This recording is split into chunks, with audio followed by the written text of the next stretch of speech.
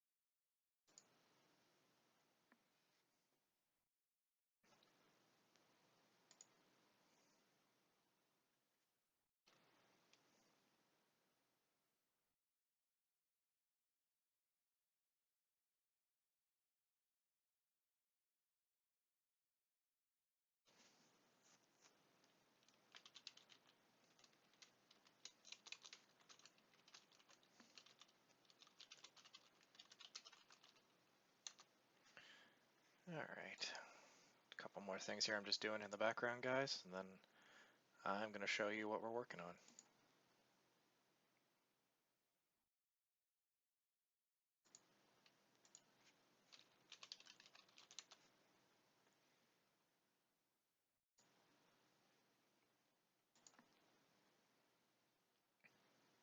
Okay guys, this should be up and running. You should be able to see,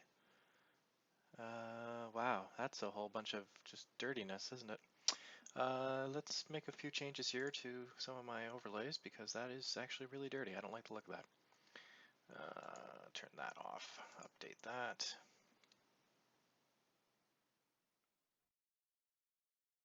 There we go. So now we should only end up having one or two chats on the go here. Where's this one go? It goes right down to there. Okay. So there's some new stuff on the screen here, which I'm not sure if people have noticed yet, but I'm just going to move some things around here and make it all fit proper. We got ourselves a tip jar. We got ourselves a Discord button. Put that there.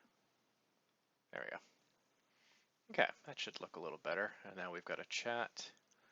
We've got a Twitch chat and we've got a Discord chat showing. How does that look for everybody over there?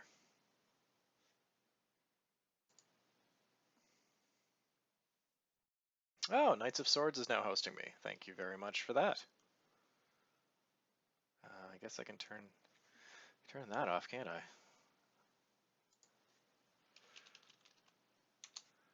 Don't need it showing up twice, I guess. Hang on. Just making a couple of changes here. The alert box.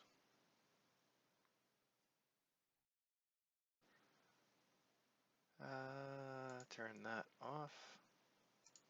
There we go.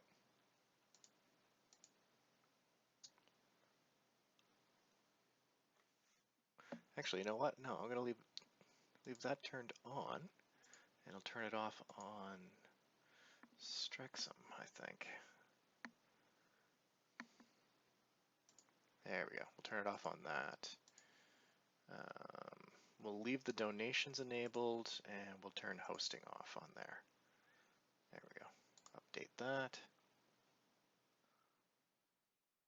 There. That should be fine.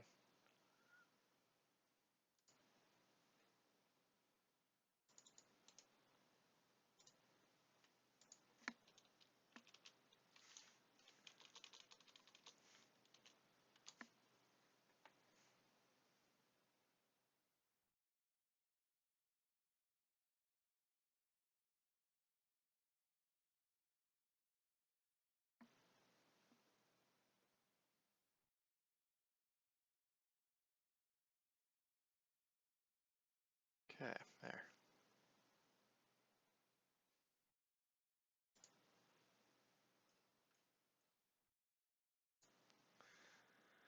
Okay, I think I've got this all set up properly now.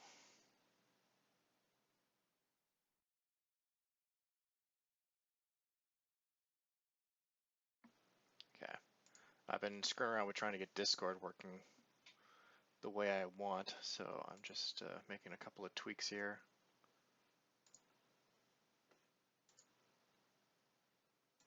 We'll get on with the show here in a moment. Okay, so let's post up a parts list for tonight's build. As you can see on the camera, you're not going to be able to see me tonight because I've only got one camera at the moment, so you're only going to get to see the tech bench, which is fine. I'm sure most people aren't going to complain about that. But on tonight's part list, give me a second, I'm going to type that all up and post it up into the channel.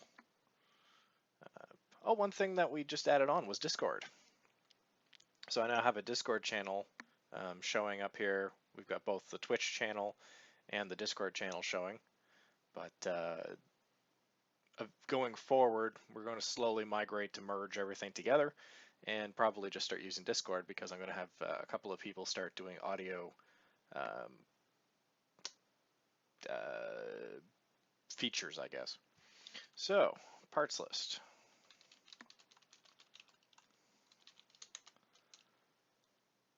CPU is an AMD RYZEN 1700X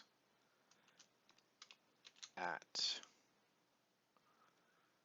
oh geez, what is the clock speed on this thing these days? I don't even think this tells me.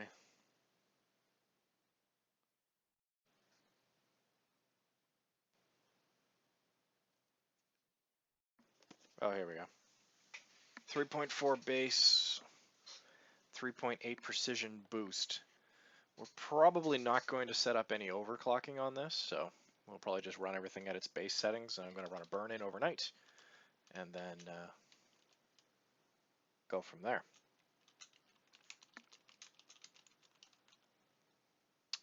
This is a custom build for a client, and if they want to overclock it, that's their own choice. There we go. Okay, type that in. Motherboard.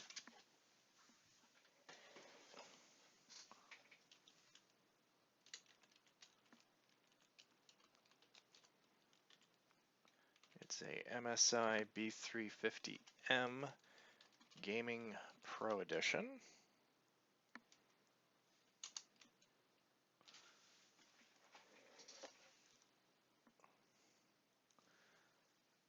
Oh, hey, Knight. How's it going, man?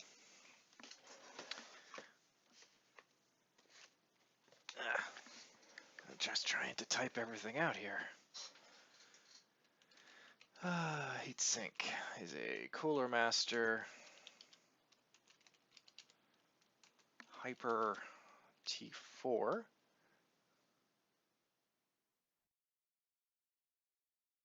Yo, here for the lurk and the learning. Build another PC since the last one. Oh, did you? That's pretty sweet. How did that build end up working out for you anyway? Alright.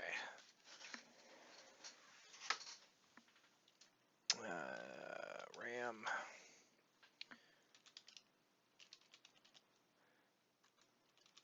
I'm just trying to type out all the different parts that are going into this build so that I can have it saved, and when people ask, whoa, what's in that? I can just say, refer to the screen.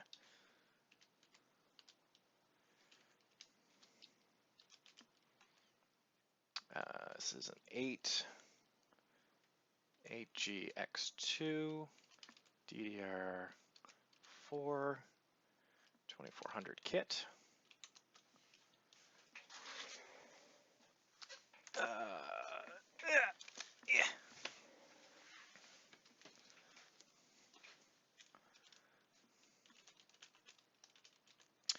MSI Armor RX580.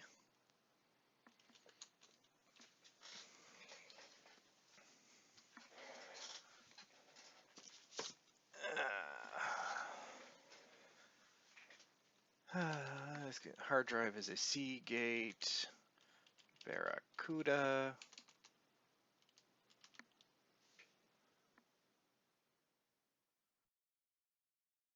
That's not how you spell Barracuda. That's how you spell Barracuda. 1 terabyte. case is a thermal, what is this? Thermal take versus H24. PSU is a Cooler Master Elite 550 version 2. OS is Windows 10 Home 64. Am I missing anything? No, that should be everything for this part. There we go. Let's see, what do you say, Knight? It was offline, just finished it today. It was my old Alienware that I wanted to upgrade the graphics card in. Had to buy a new case and motherboard. It worked out well, not as fast as my first build, but it's functional. I put in an MSI H81ME33 motherboard and upgraded to a GeForce GTX 950. Oh, that's pretty slick, dude. What's that set you back for a price point? Hopefully not that much. Alright, so I just posted up our parts list for tonight's, actually I'm going to copy that and I'll post it into the Discord conversation as well. That's why it's showing, so it's showing on stream. There we go. There. That way it'll show up on the screen pretty much all the time, unless people are are talking in the Discord conversation, which I encourage people to do. And I'm just going to load Twitch up here on my phone so I can switch over to the workbench and get away from the PC. Now, as a refurb GPU, so the upgrade was about 250 bucks. That's not bad. How's it handling for you? Let's see here.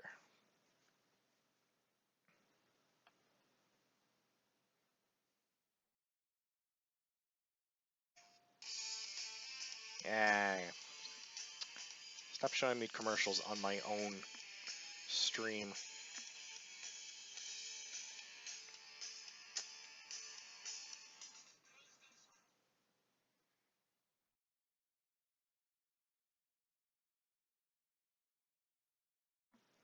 I figure this build is probably going to take about 2 hours or so to get from start to finish. I'm going to do a nice unboxing of each of the parts, and then do the build, the OS install, and the burn-ins will be done overnight / most of tomorrow. So, what the case fans are loud, are they? Okay. So, are you going to just replace the case fans? Put some Noctua ones in there, or Noctua, or however the hell you pronounce it.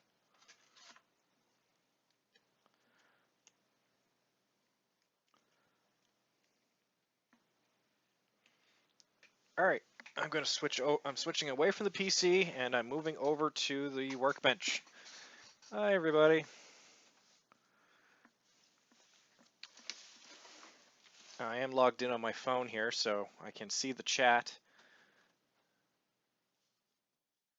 So if you message in the Twitch chat here, I should be able to see and respond to anything you say. I'm just going to clear off a little bit of space off the workbench here, as apparently I can never have enough space, no matter what I do. All right, so we're going to go through unboxing all of these parts, one piece at a time. Where do you guys want me to start? Don't ask me to unbox the Windows 10 CD. I'll do it, but it's a silly place to start.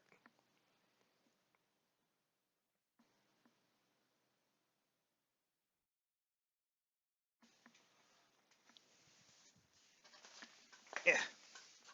Let's move a few more things out of the way here.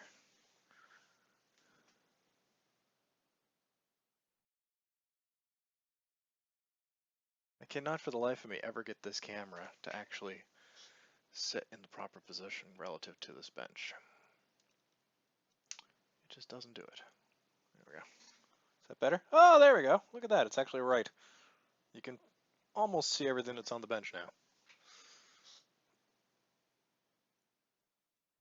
There we go. Let's see if that makes a difference.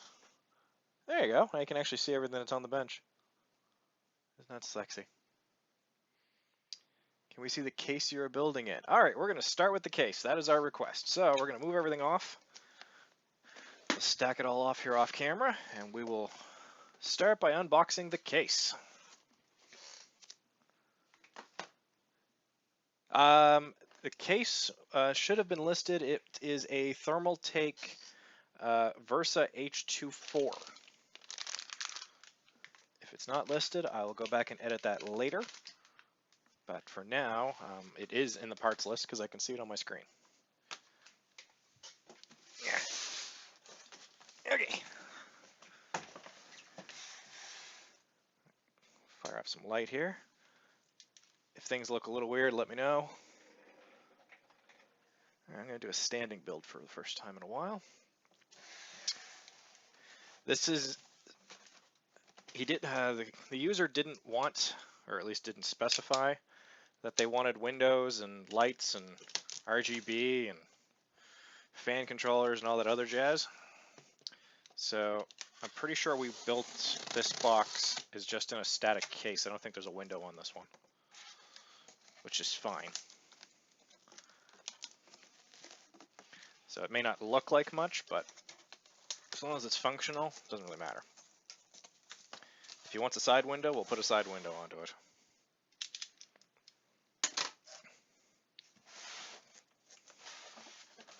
Just one sec here, guys. I'm just gonna get this case out.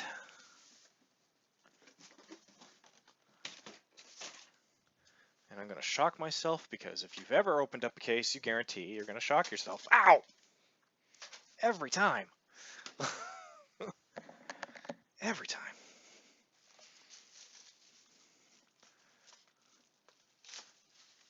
Doesn't even matter if I'm wearing a grounding cable.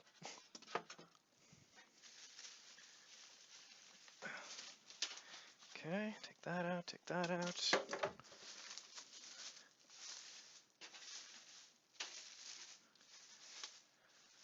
There we go.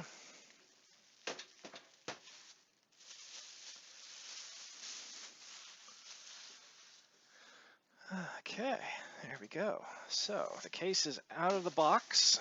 I'll move the box in back there a little bit. I'll just lay this down for now so you can see that it's a boring black side. Isn't that exciting? Yeah, I have a Toronto number, and yes, I'm East Coast. Why, you want to call in? I think that's as high up as I can get the camera. Yeah, it's as high up as the camera's going to go, so. All right, let's have a look at the inside here.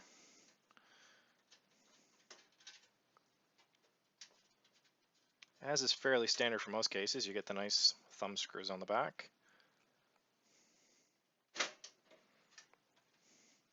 Take our panel off. And put the panel down there. All right, so we've got a single fan in the back, which is rigged for exhaust. We have, I don't know if this is showing up here. We have a panel, a dust panel, on the bottom of the case for our power supply. Always appreciate that. It's more of a standard these days, but definitely appreciate it either way.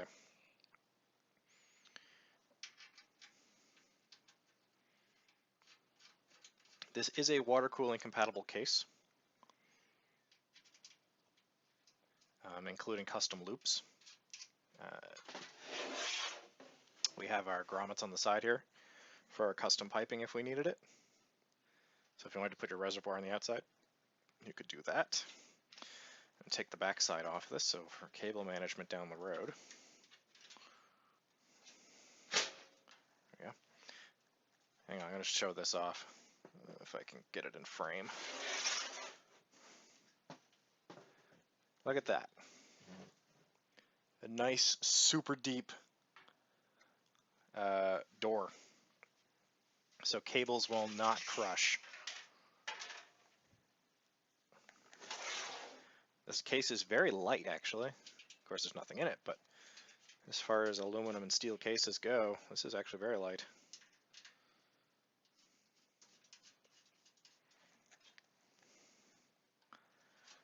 Let's see here. You've got room for a radiator up top. What's that? That's a 140 mil. We've got a USB 3. We've got a USB 2. You've got our hard drive light and our front audio, reset button, power. Lots of space in the back to be able to do our cable management.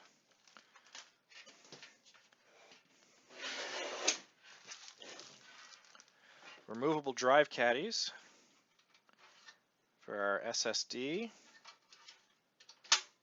Removable drive caddies for our 3.5.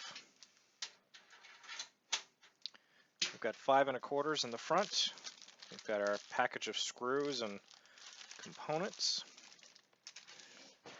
And we've got a nice see-through grill here, which you can't really tell looking through the front, but there's quite a bit of open space in there. And it looks like we actually have a filter in this. Let me see if this, let's pop this off for a second. How does this pop off? Yes, we do. There is a filter on the inside. And let's take the front off here.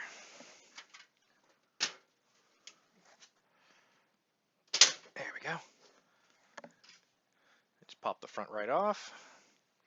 We've got a, ooh, it's nice. It's a nice one in there too. Now this is one of the really thin foam filters in this, and it's not easily removable. In fact, it's not removable at all effectively. You have to actually bend these pieces and take this grill off to be able to get at it. So that's going to fill up with dust pretty quick. But we do have another filter on the inside of the case here, which does pop out. And on this, actually, we can mount, looks like we can mount our fans. Yeah, so that rack doesn't come out, so it's not a modular case. We can't just pop out the drive racks and increase our airflow.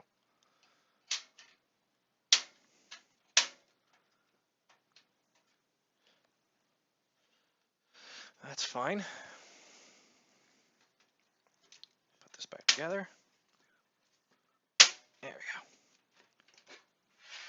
go. So that's what our case is going to be. And I'm just going to set that aside for now. I just can't believe how light that is compared to my other cases that I've worked with. All right, let's see here.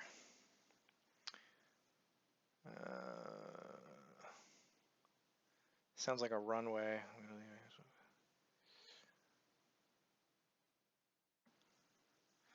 All right, we got a request for the motherboard. Let's move on to the board next. Work our way up from parts, I see. So we've got an MSI B350M gaming board, Gaming Pro. This is the micro ATX version.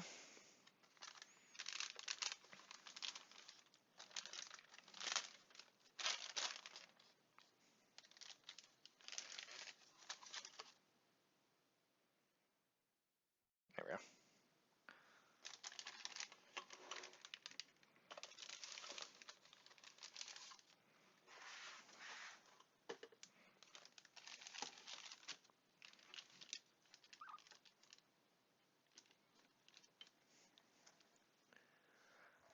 Let's see if I can get the camera in a little further.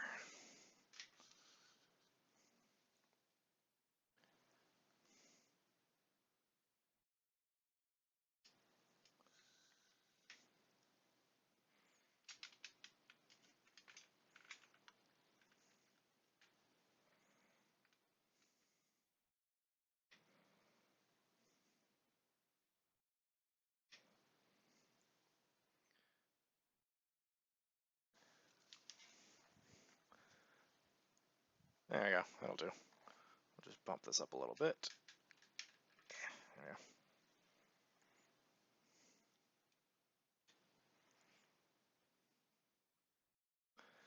Yeah. Okay, so here's our main board.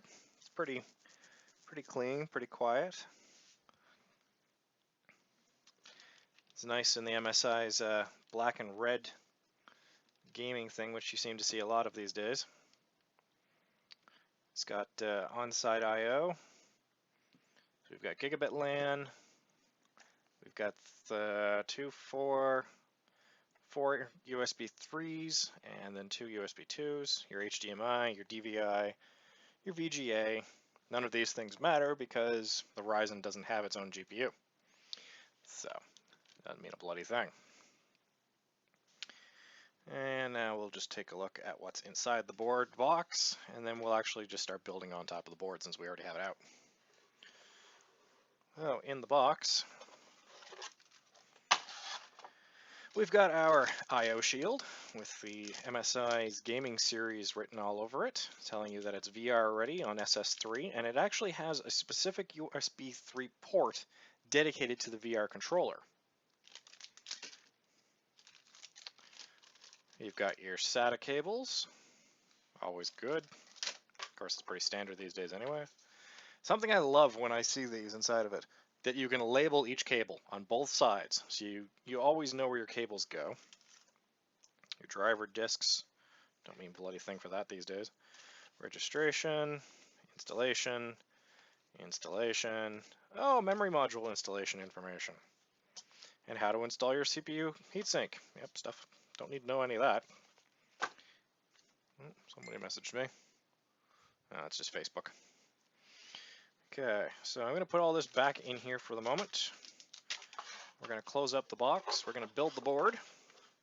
I'm going to build off the board here. We'll put the CPU on it. We'll put the RAM on it. We'll put the heatsink on it. And work our way up from there.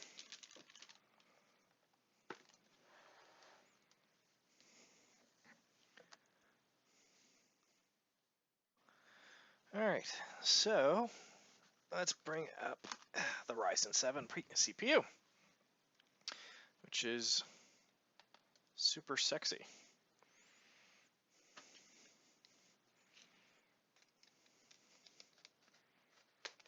Just cut the, and I'm going to bring the camera back up a bit here, guys.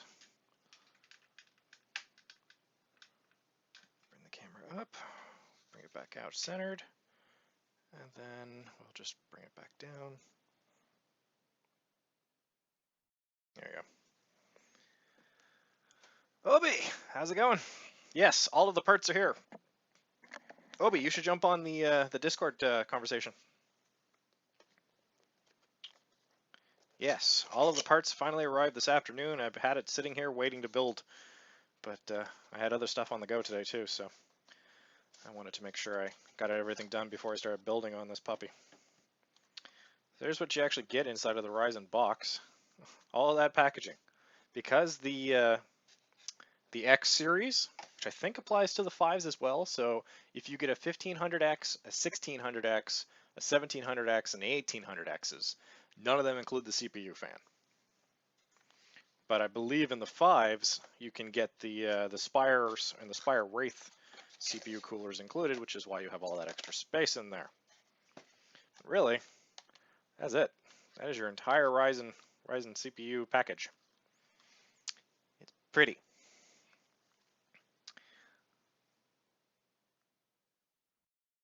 Yeah, it's the MSI, the B350M.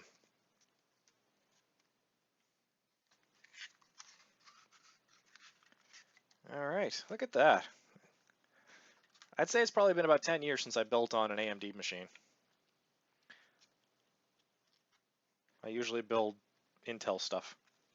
Intel just runs better for business clients, but I don't tend to build much in the way of gaming machines at the moment.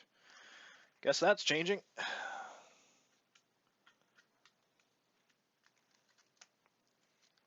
All right, so we're going to pop up our bar.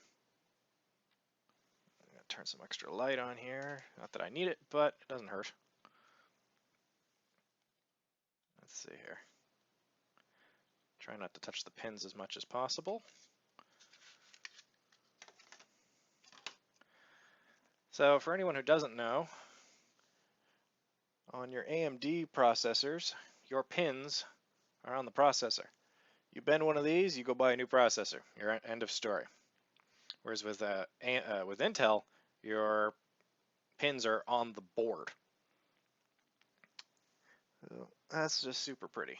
So let's get this in and stop touching it. Now, let me see here. Okay, so it's going to go in this way. So normally you've got this gold mark. Is this showing up? It doesn't really show up in camera. See if I come up there. There we go. So you get this gold mark, which is your key mark.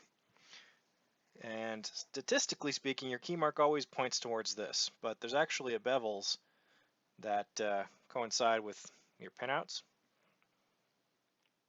because your CPU only fits one way. And it's a zero insertion force. There we go. Forget everything I just said, I'm backwards. Anyway, yeah, it's a zero insertion, there we go, force slot. So it should just sit and it falls right in place. I didn't have to do anything, I had to push it, just let it go and it goes right in. You don't have to, but good techs will always push down very gently on the CPU as they're locking that bar in. So there we go. Processor is now on the board. Are we excited yet?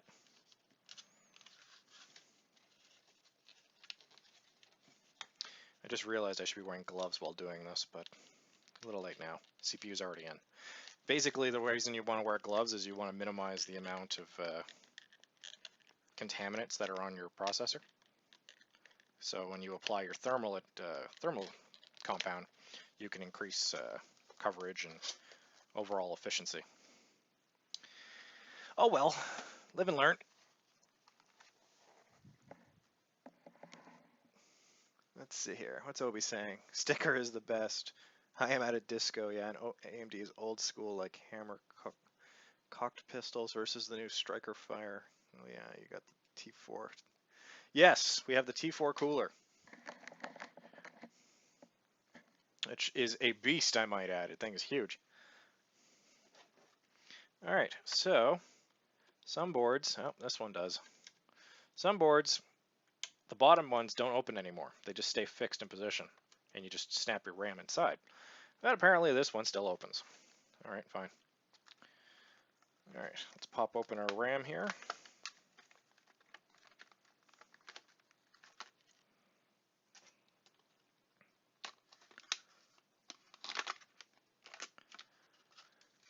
Okay, we've got a nice stick of RAM here. We're going to pop it in.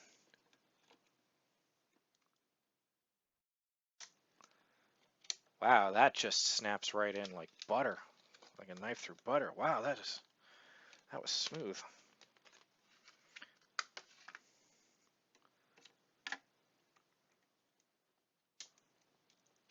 There you go, snapped right in. That was very nice. All right, that's that one.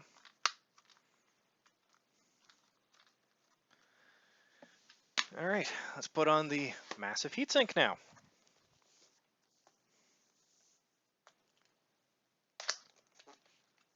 Yeah, the T4, when I was looking it up at the time, he ordered this basically at launch time for the RYZENs, or pretty darn close to it. Either way, when we were trying to source out a CPU cooler, the options were pretty limited because they hadn't gone full scale yet. But this was listed as being compatible under the AM3s because the AM3 have similar mounting sockets. So we just bought this one. Look at that, beautiful packaging. Look at the size of this compared to the main board. Actually, we'll take it out of the packaging just for proper scaling. One sec here. There we go.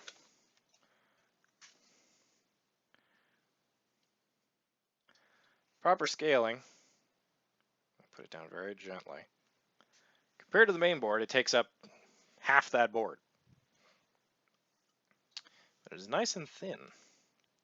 Now, unfortunately, you can't mount it that way, or even that way, because of the way the socket sits. You have to mount it either this way, which is the correct way,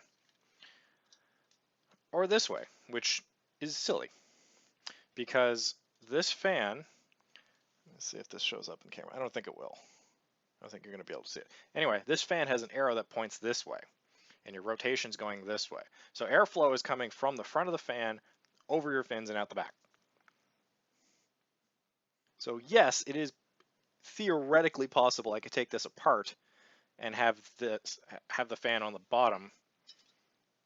I don't even know why you would. Oh, I see. Yeah, you could theoretically swap the fan around, rotate it so that it's in a pull configuration. So cold air is being pulled in this way and then blown out, but that's not typically how it's done. And somewhere around here I have my thermal compound, because he didn't order any to go with it. And as far as parts that come in the cooler, actually I'll move this out of the way for a second and show those off. I totally just got a pin under my thumb.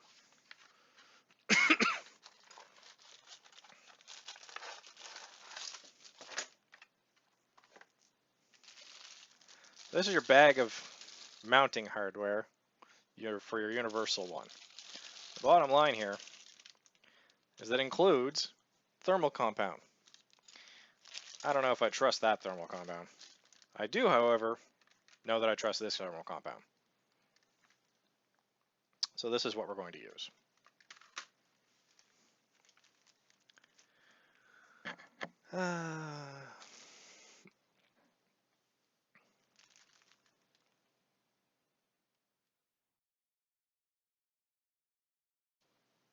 Goes in the graphics. That's the curse of the thermal take. It goes in the graphics card. Why not put the motherboard of the screws? I am out of thermal. What? You lost me, Obi. I'm not sure what you're going with. Anyway, out of all of these parts, this is the only thing I need. FYI, I opened this and read the manual earlier, but just to be certain, I'm going to read the manual right now, because that's what a good tech does. Wink, wink, nudge, nudge. More importantly, that's somebody who's live on stream, doesn't want to screw up and make a fool of himself. Let's see here. So here's our AMD installation. We take that bar, we pop the bar down in the middle, we put the CPU down, we lock it in place, we're done. We can, however, mount a second fan on this, which we're not going to. We can also move the fan, which once again we're not going to. We're going to leave it just the way it is because it's perfect. It doesn't need to conform to our ideals. It's great the way it is. How long does an open tube of Honestly, if you cap it off, I don't think I've ever had an issue with it.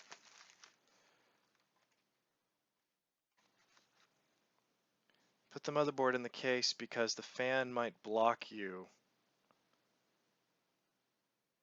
Oh, you're talking about if the fan's too tall. I would be extremely shocked at that, but you're right on that account, Obi.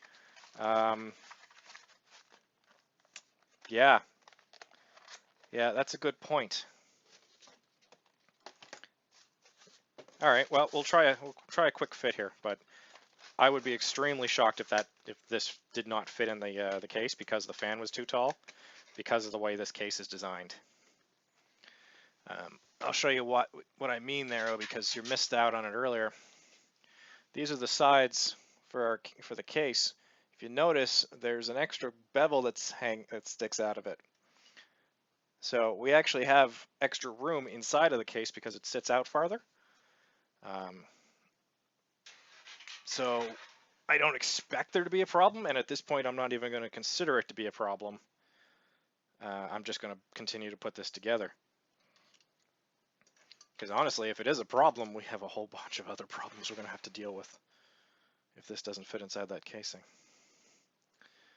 So the CPU fan goes up here. Is that the only CPU header? Wow, this is a really sparse board. Okay, yeah, that's the only header. Okay, cool.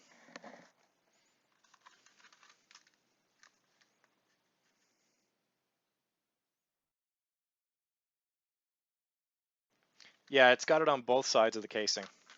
That was part of the choice for this casing. He wasn't going with a window because he didn't want to show off his parts, so we didn't get anything RGB or anything over the top. So now, the fun part about this is I might have to look up the thermals on this particular CPU. Actually, I might do that anyway. But what we'll do is we'll go from the bottom up to the top.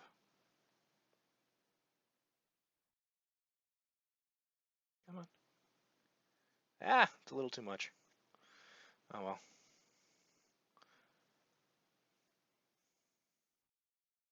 It's a little more than I meant to put down, but not by much. I'm just going to spread it around.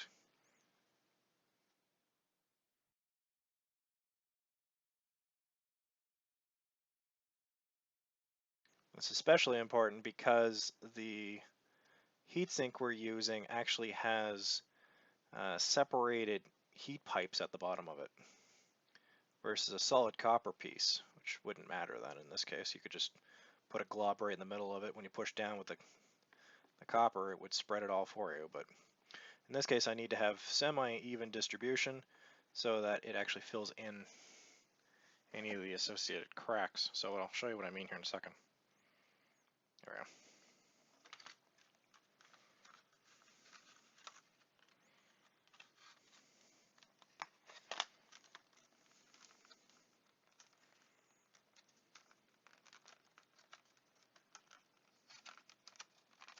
There we go.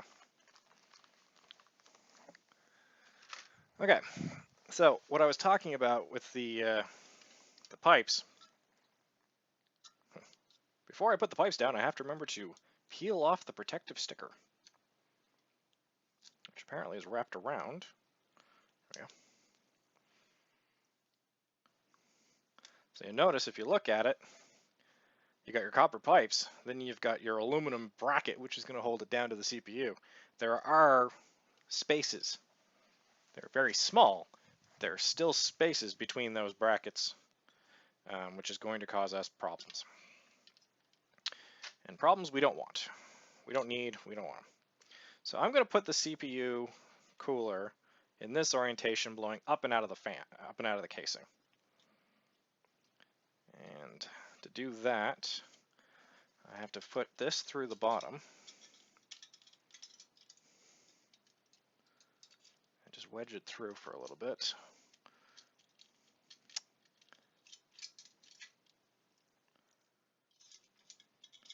I did this earlier. Let's see here. There we go. And it all just snaps right into these grooves in here. And then there's a center bar that goes between everything to lock it down in place. There we go. Now it's in the right position. He says as it then proceeds to fall out of position. Try this again. We're going to sit this on here. We're going to sit it down. We're going to wiggle, wiggle, wiggle, wiggle, wiggle, wiggle, wiggle, wiggle, wiggle, wiggle, wiggle. And then we're going to lock down this end. All right. Here's where we're going to get super technical for a few seconds. Also, we're going to find out if this fits.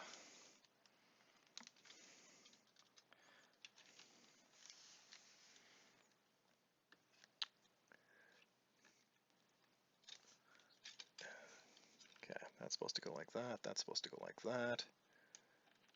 All right, first off, let's get the backside on. Okay, backside is on. Oh, I might have to bolt this down without the fan attached.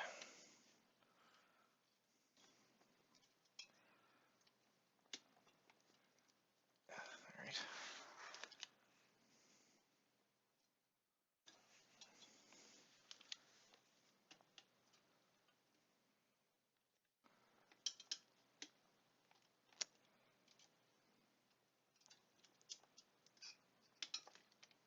Come on, let it go.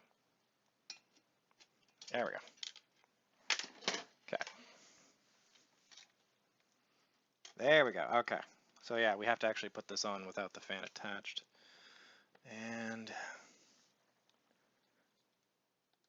oh, it doesn't actually sit centered on the CPU. Oh, hold on. Let's see what the problem is. Okay, one sec. There we go. There we go. So now we put that down. We push down on this end until it locks. He says as he pushes down and nothing's happening. There we go. Okay, and we just move this back so it's centered. We'll push this arm down. And it's now locked in place. Just give that a final wiggle. Okay, there we go. We got nice. Wow, yeah, we got good clearance down the RAM, but not by much. If he'd gone with a higher stock RAM, then that would not have fit. And there would have been no other option except replacing the heatsink. All right, I'll put this back on. So we should do a push through, push in and out. Okay. And for cable management purposes, put this down over on this side. So the CPU goes there.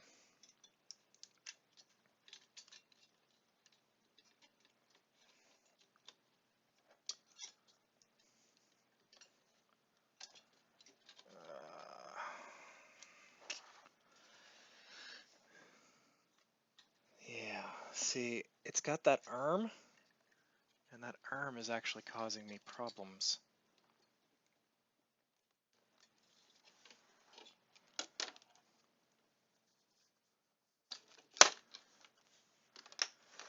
That arm is causing problems for clearance.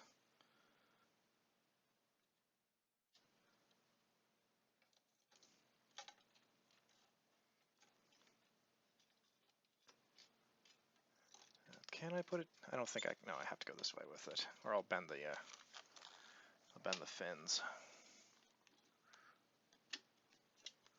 There we go. There we go.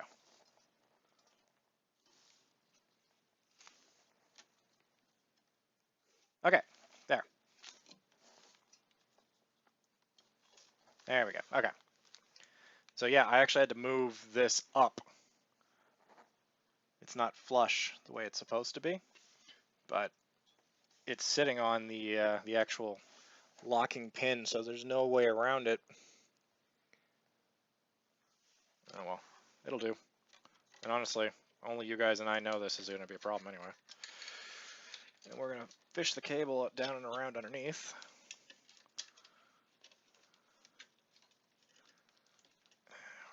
Push it down underneath here.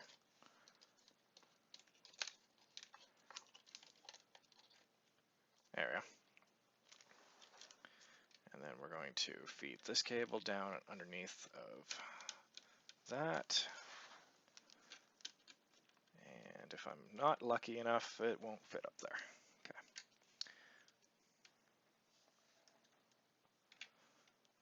And we'll just twist it around and lock it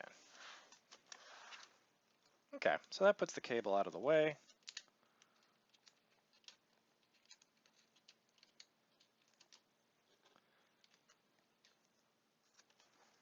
All right, clearances are all right. We look okay. We look okay, guys. We're good. We're good. We got clearances. Yeah, no, we're good. Fans free spins, nothing wrong there. All right.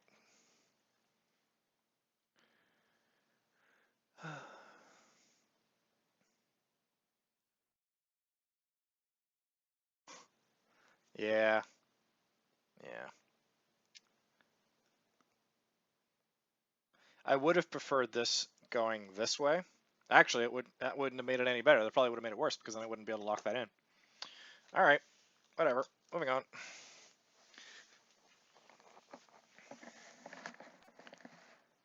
All right, so we've got our board, we've got our memory, we've got our CPU, we got our heatsink on. Now we're going to move this off the bench.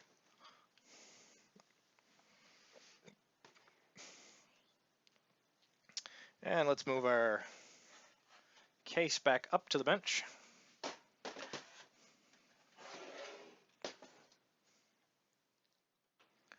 Now we're going to have to put some stand-ins on this case so that we can start putting the actual parts into it.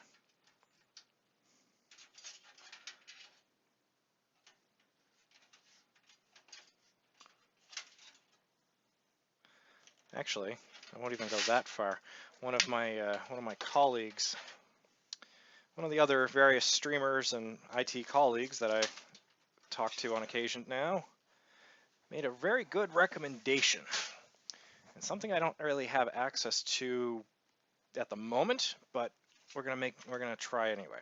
So basically what we're gonna do is we're gonna put the rest of the box together, which is to say we're going to take the power supply and the GPU, and we're gonna fire the system up, make sure it posts. If it posts, then we're gonna mount it into the case. If it doesn't post, then that's a whole other problem.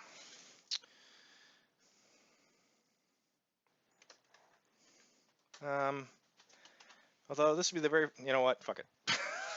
It'd be the first machine I ever tried that with, and it would be my luck that it would be the first machine that decides, nope, I don't want to do that. So I'm going to go with, instead of work for myself, I'm just going to keep going the way I always go. At the very least, I'll have the box, have the board in here. So standoff-wise, 1, 2, 3, 4, 5, 6. Okay. Oh yeah, no, this is a pure AMD box.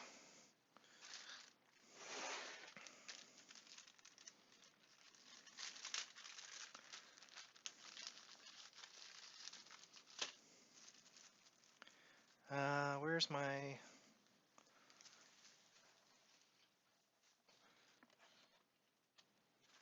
There it is.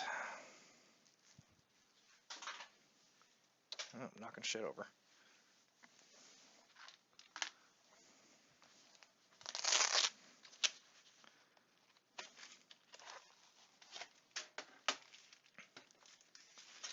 Before I lose that.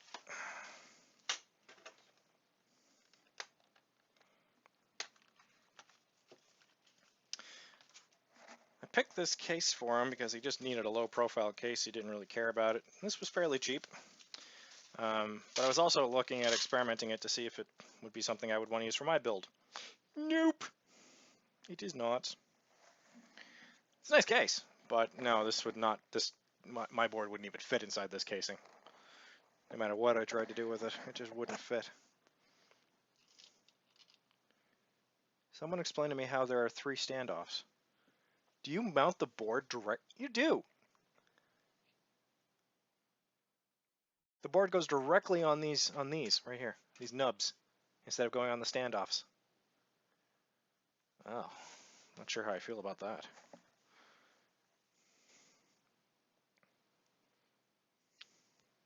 Can you remove the slots for old DVDs? No, none of this cage comes out.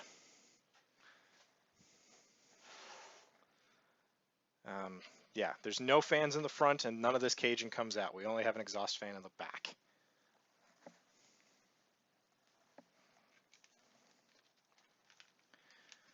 Okay, I'm going to move this board for a second. I'm going to get the I/O shield and we're going to mount the board.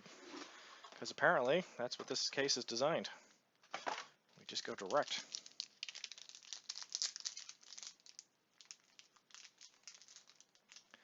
A little bit of both. He gave me a fairly tight budget and said he wanted high quality parts. And made a stipulation that it needed to have a 1700X and it needed to have a RX580 or 580. So based on that, I spent most of his budget just getting him a CPU.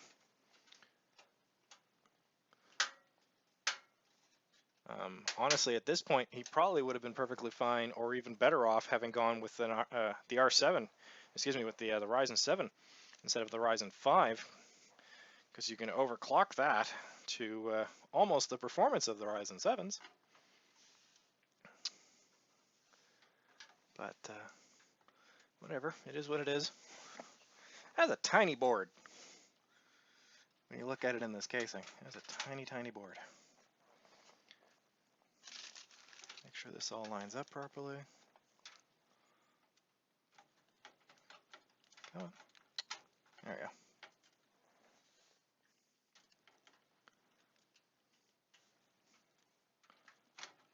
Yeah, no, I need to put in those standoffs.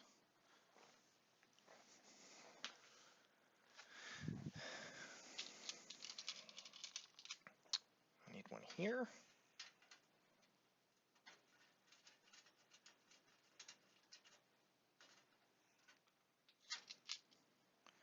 And I need one here.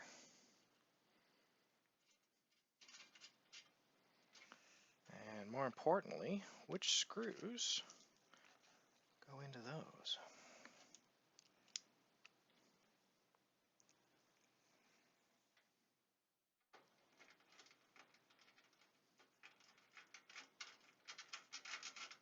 Those do. But those are not the same screws that go into that. No. So you actually have to mount this using two different kinds of screws.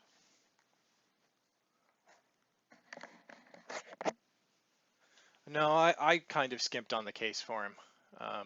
As I say, it was within a fairly tight budget, and I got this one at a sale, so I was able to save him, I think, an extra 20 bucks or something, that we then put towards the RX580. And honestly, as long as it's able to, as long as everything fits and turns on, he doesn't even care. He's not doing it for aesthetics, or if he was, he didn't tell me he was.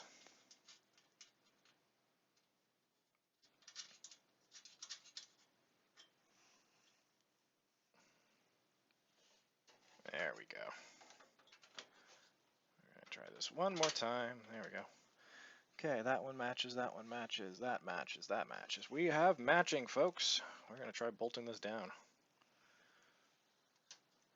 Let's see what happens now.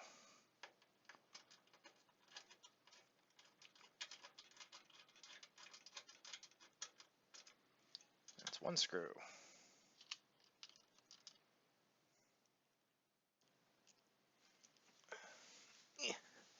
You can get to look at the back of my head here for a minute, guys.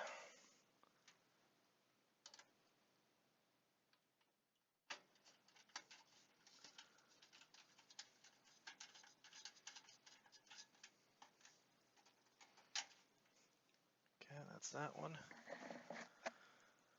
I'm gonna have to flip this up here in a minute once I've finished mounting it, because I'm curious if I'm going to be able to fish a cable up to the CPU from the back of the case.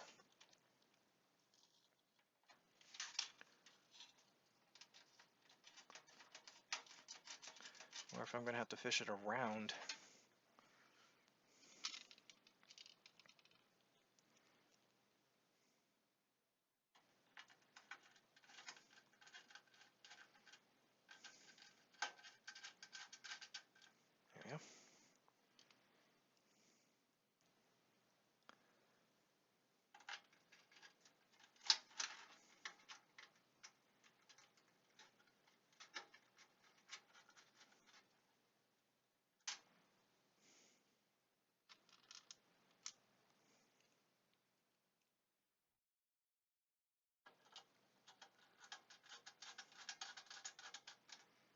There we go. There we go.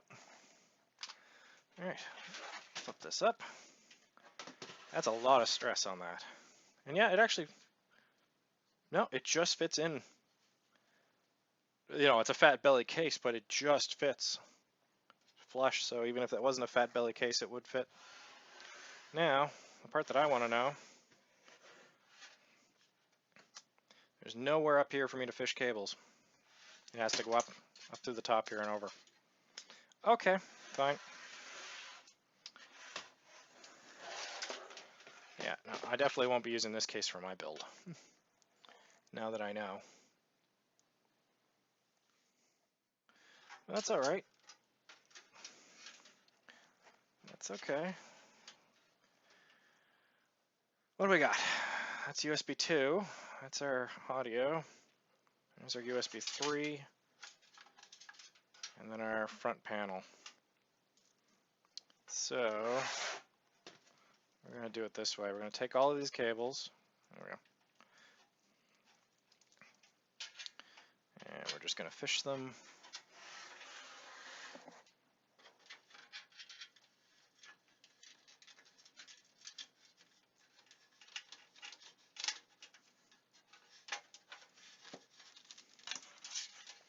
I'm going to fish them out the back. Like that. So that they can come down. And they can come back out over here.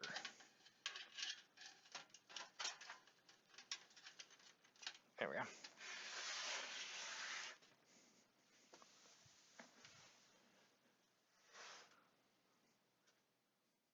That's why I wrote to put motherboard in, so you can screw the upper ones easier. Yeah, I know, you're right, Obi, but in this case it wouldn't have made any difference because there's no grommets at the top of the casing for us to even try fishing that power cable up through. So I'm going to have to do it the long way anyway, but whatever.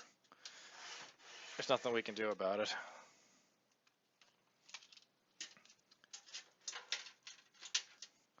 You got to cut corners somewhere if you want to save on your budget, right?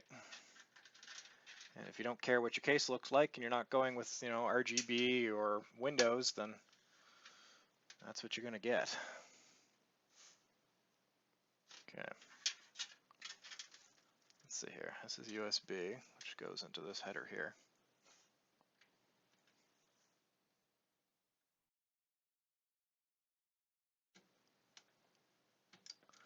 There we go.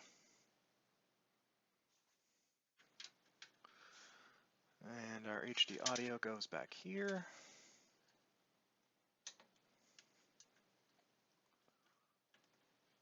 That's that one. And now I got to do the front panel, which I'm going to have to read the manual for because you can't see anything on this board. Yeah, no, they don't have anything marked on this board. All right, where's the manual at?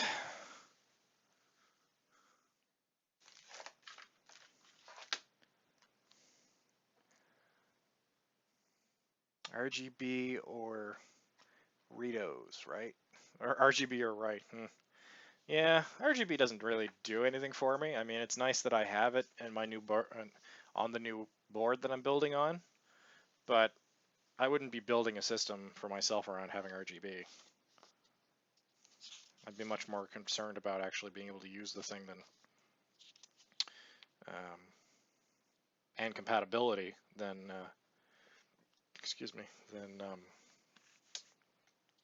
RGB and aesthetics. Especially since in my case, the way I've got my office laid out, the case will actually lay on its side on my rack. So yeah, there we go. All right, here we go. So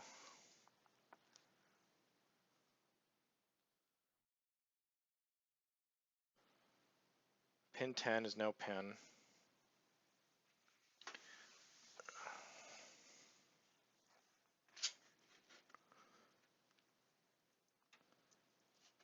What we got here? Power switch goes to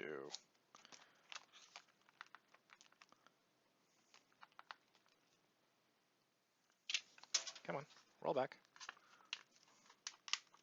There we go. There we go. Now I can read this.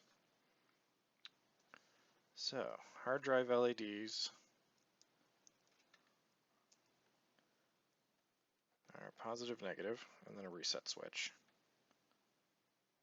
Okay. I'm going to put those on first.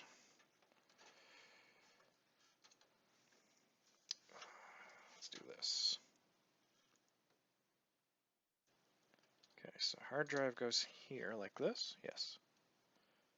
Hard drive goes like that. Reset switch goes here like this.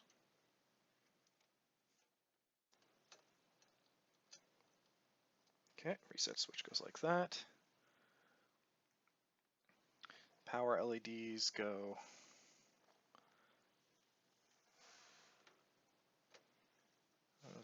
goes like that.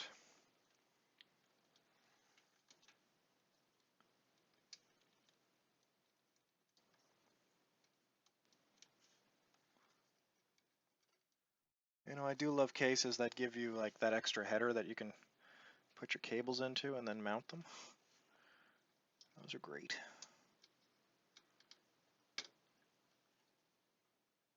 There we go.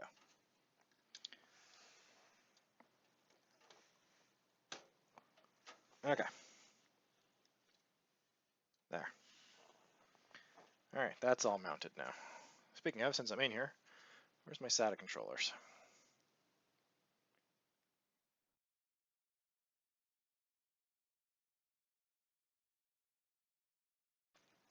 My SATAs are here. This is SATA 1 and this is SATA 2.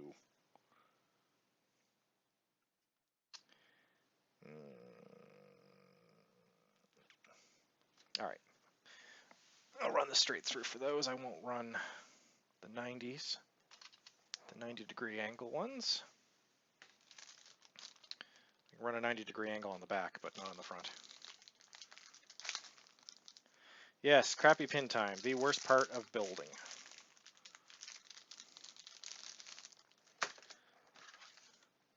Actually, I'm not going to bother to... Normally, I would mark this cable with the included...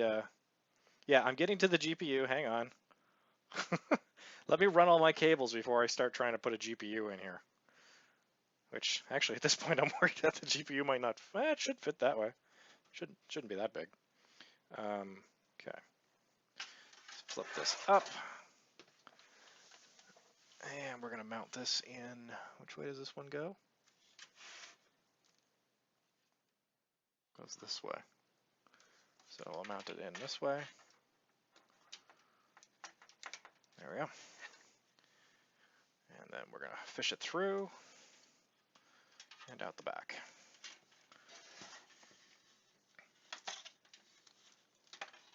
There we go.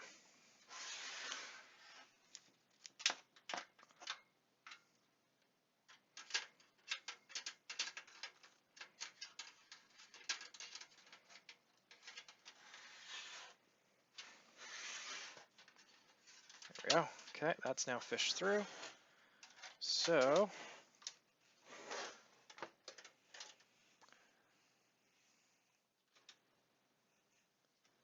let's put this in place before I put the GPU in, because otherwise I won't be able to reach it. Let's see here.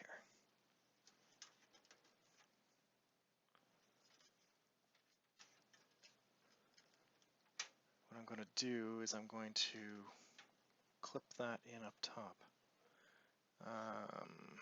Where did that... Well, I can do that after I get the GPU in. Put the power supply in so I can run the cables, and then the GPU is going to go in. Patience, patience. Okay.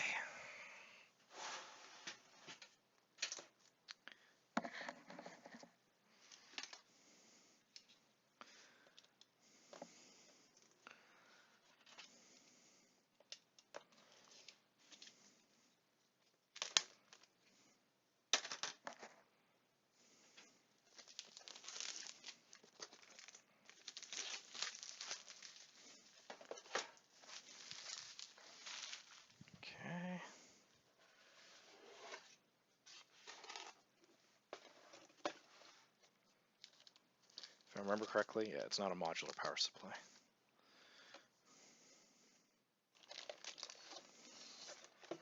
It's alright. It's nice and small. And remember, kids, power supply size does matter.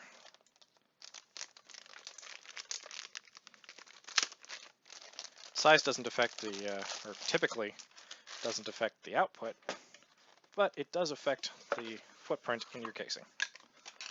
And that matters.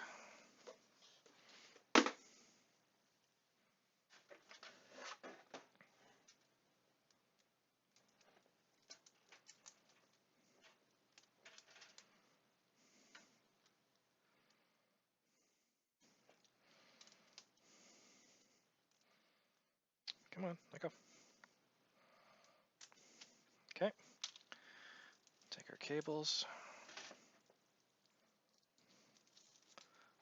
Before I even go and do anything else, I gotta plug my power supply in and make sure everything's working. Because that is good tech.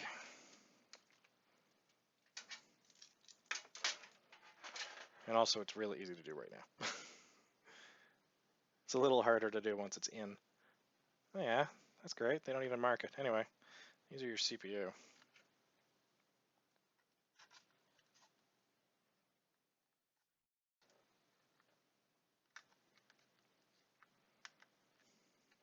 There we go. There we go.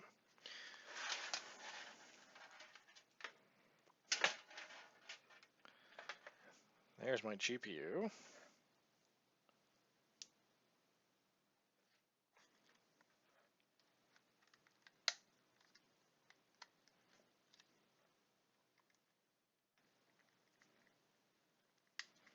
Okay. And we'll take power. We'll take SATA.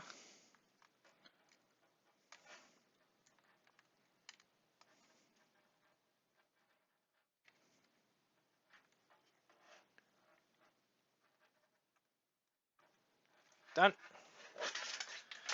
Now, we'll pop this in to our trusty supersized, super heavy duty 10-foot power cable, which I just installed into a new UPS today.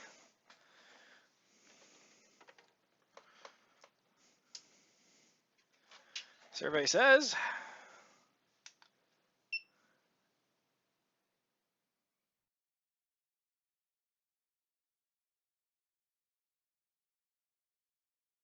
everything seems within spec.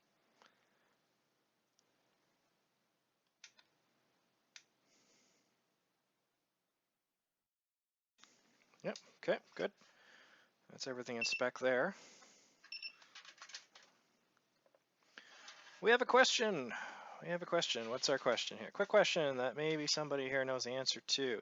I have a dead laptop and have been using a black hard drive dock to try and access the data, but my computer doesn't seem to recognize it or boot from it. Does anybody have an idea why?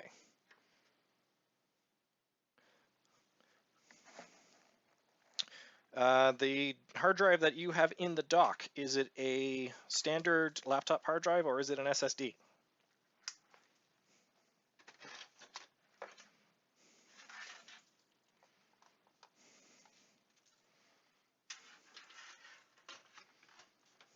Answer that question and I will provide you more answers to your question, if you please. Where'd my screwdriver go? There. The power supply included nice shiny silver screws, but this case included nice shiny black screws, so we're going to use the cases ones. Because reasons.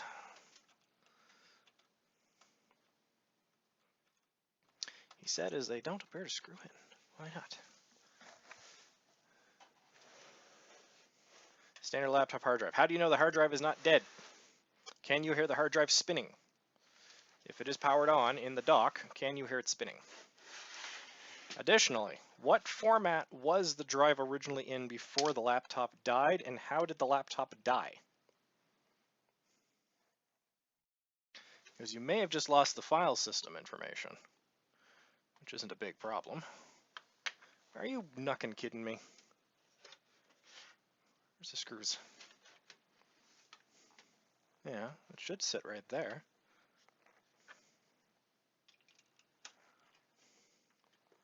Really?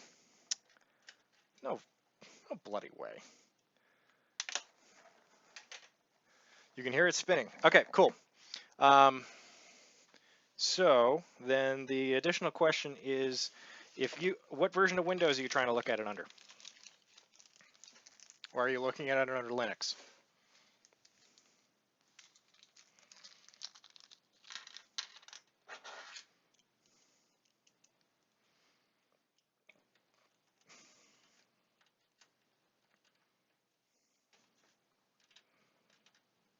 Wow, that's a tight fit. That is what she said. Basically, what I'm concerned with now is if the hard drive has lost its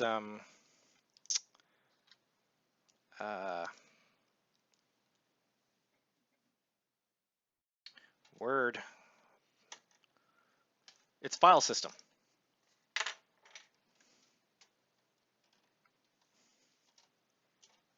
Okay, if you're trying to do it under Windows 10,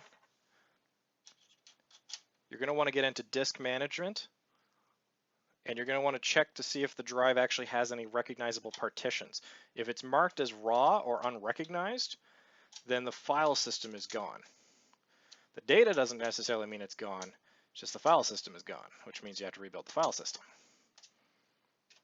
And there could be some easy ways to do that, there can be some less than easy ways to do that, depending on what you have access to and how much damage was done.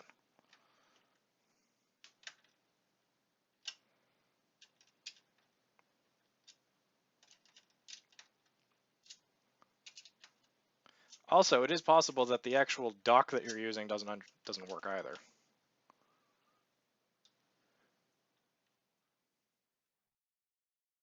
Sorry, computer's Windows 10, laptop hard drive is Windows 7. It does show up. What do you mean it does show up?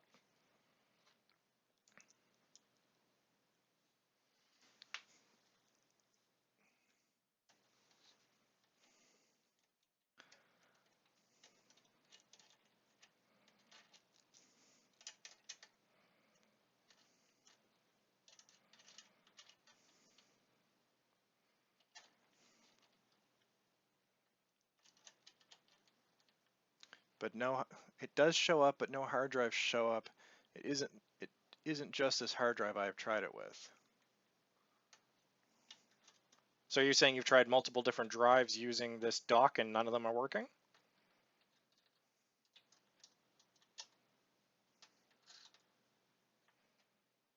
There we go.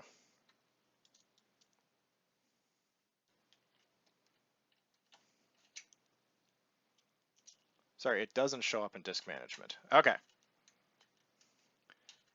If you check device manager, do you see the hard drive? Currently, all signs point that you either have a drive that has completely failed, or you have a dock that has failed.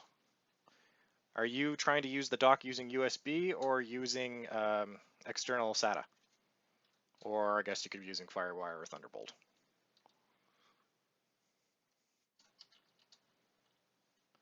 Currently, all signs point that it's an issue with the dock, but also the laptop hard drive, are you trying to connect it to a laptop to read it, or are you trying to connect it to a desktop to read it?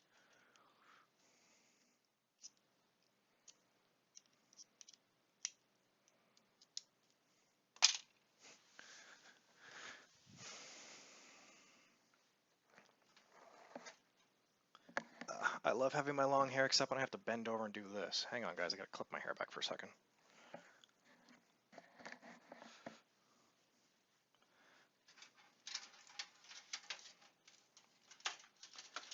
Okay, this is gonna go like this.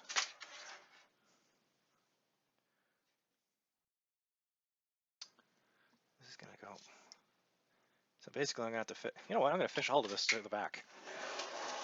I'm not even gonna try to mess around with that. I'm gonna go all cables to the back, because they're all gonna have to get hidden away anyway.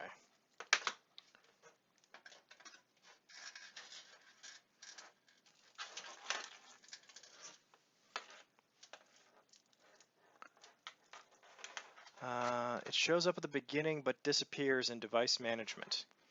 Okay, so if it shows in device manager and then is not, either fails to install it or it's losing its connection. That so far it's pointing that you've got a bad dock. If you can test the dock with a known working hard drive and have the same problem, you know it's your dock. But additionally, go back to the first question. I've tried both on desktop and laptop. In the desktop environment, have you taken the laptop hard drive and plugged it directly to the motherboard? Not using the dock, just opened up the casing, connected to SATA cables, plugged the laptop drive directly into the board, like you would as if you were installing, an SSD or something.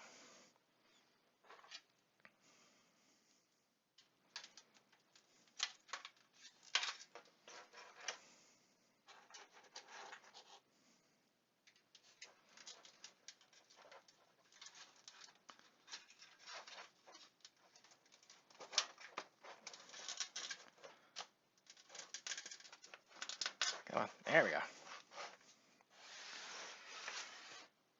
Actually, since I'm going to be down like this for a bit, guys, I'm going to move the camera from a top down to a over the shoulder. Give me a minute here. It's going to get a little woozy for a second.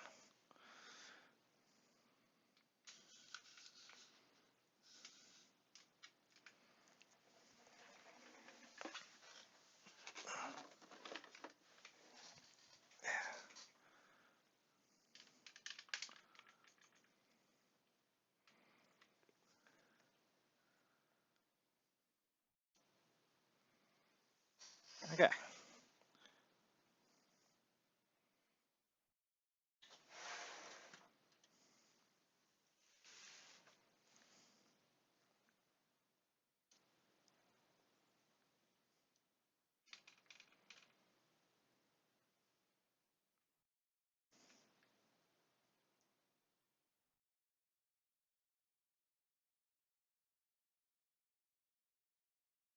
Okay, you guys should now be able to see the workbench pretty much as if it's an over the shoulder. No, I haven't done that. I can try that. GPU, mass is go. Okay, Obi, here's the deal. You want me to start working on the GPU? Make a donation, dude. Click on the candy fund. Send me $5. I will stop what I'm doing. I will tear the GPU out, and we will do a GPU unboxing right now. Otherwise, you can wait. It's not going to take me long to do this, so.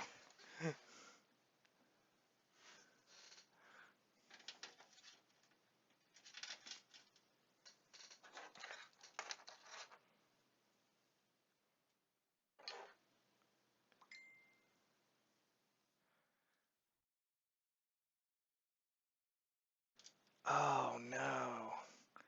If I try, oh, that might fit. Where is it?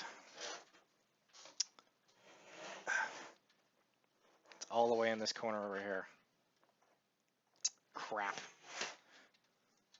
Yeah, no, this is not going to be able to fish through. I'm going to have to leave this on this side and go up from the top, go up to it from the front. Ew, that's just dirty. Oh well. It is what it is.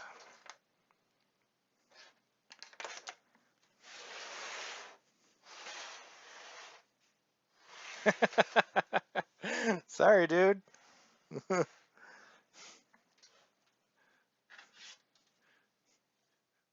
You can look at it this way. Any and all donations that come in, while never required, always appreciated, in this case are going towards the new X99 build. So if I go up and around it this way, oh, it's still not enough for me to be able to tuck this cable out of the way. Crap. All right. Where is that?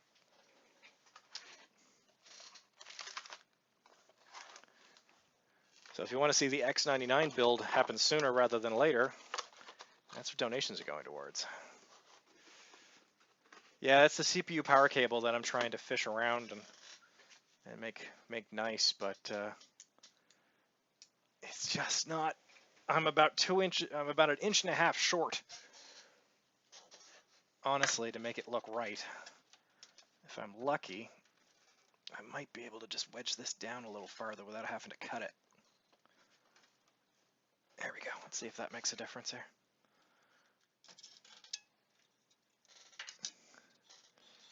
No. there's no way for this to work. I'm going to have to cut it.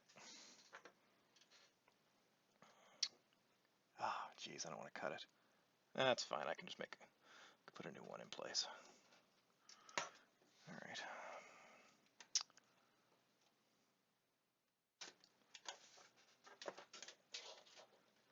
There we go. All right. Now, if I come up and around it this way, yeah, see, it still doesn't fit. There's no good way to do it. There's no good way to do that.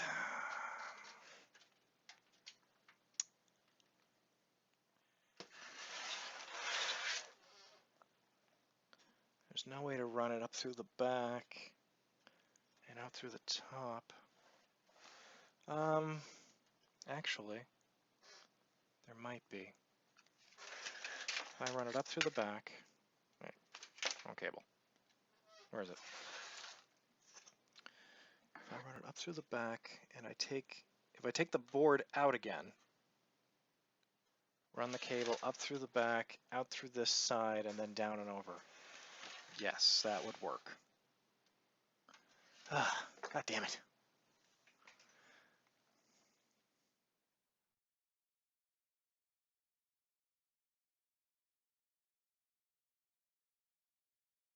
Yeah.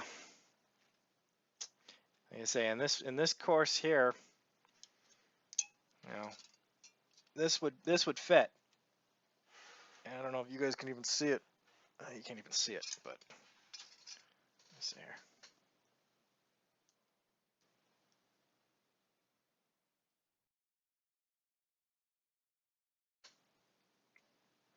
Like that's basically what ends up having to happen. Or, as I think is what I'm going to do right now, I'm going to take the screws out of the board. I'm going to move the board out of the way just a little bit, which is going to be a pain in the ass, but there's no way around it at this point. It will it fit over the GPU? Maybe. Like if I go up and over this way, is that what you're saying? Probably.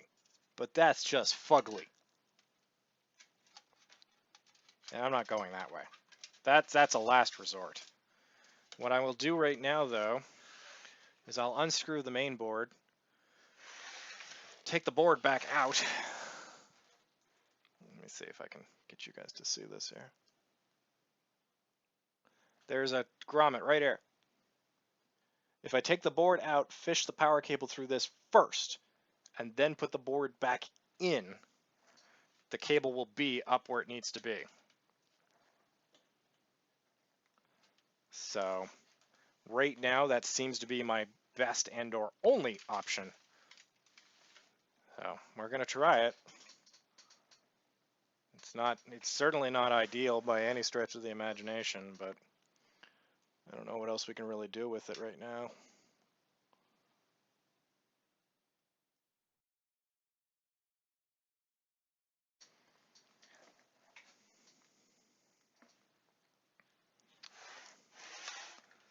Because I don't want that cable visible, and I certainly don't want that cable to be at risk of getting damaged, so let's put everything down.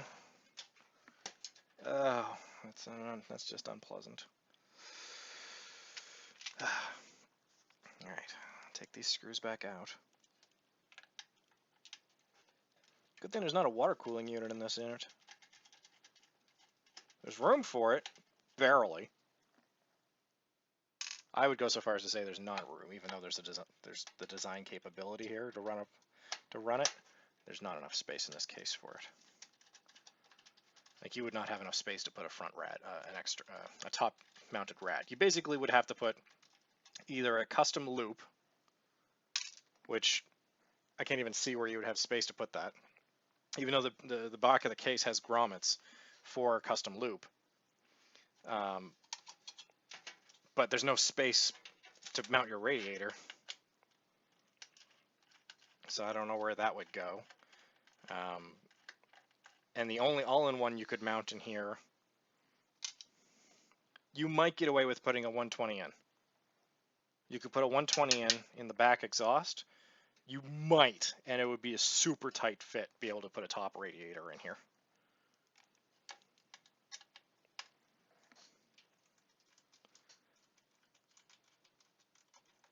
AR, you're fired.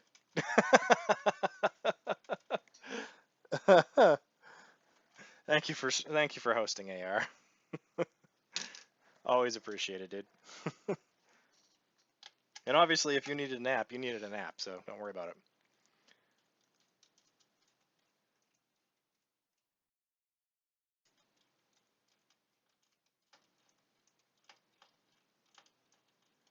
This is a Thermaltake Versa. What did I say this was? A Versa H24. It's okay. I'm going to go so far. I definitely wouldn't recommend it going forward now that I've built in it. But yeah. All right, gently pull this back. See, now the fun part is, how the hell am I supposed to flip this over? I basically have to hold the motherboard while flipping this entire system over to fish this goddamn cable through. Good thing there's a giant heatsink on it. All right.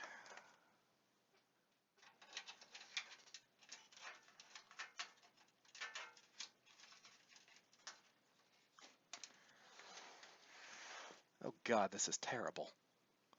This is just bad. I almost guarantee this is going to end poorly.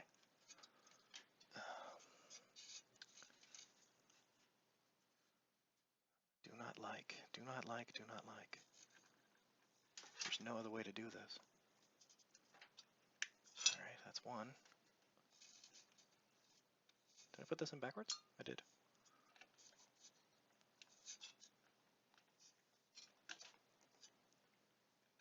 Let's try this.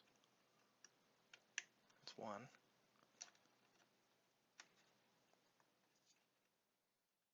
That's two. And now I gotta fit this all back up here again. Oh god.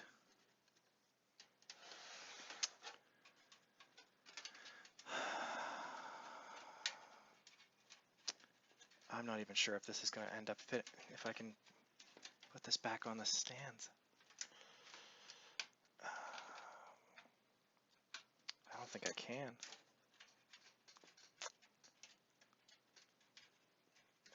Let's see here. There we go. Come on.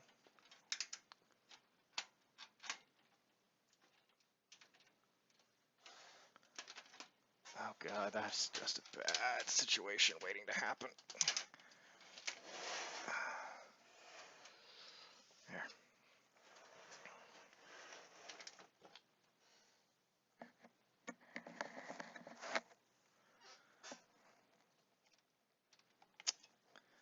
Alright, now let's move this back into position. Okay, it's now in position. Holy hell, it actually fits. And it doesn't appear to be damaging the cable. Although long term may not be ideal, but realistically, long term you should probably just upgrade this case to something with a little more space in it. Alright.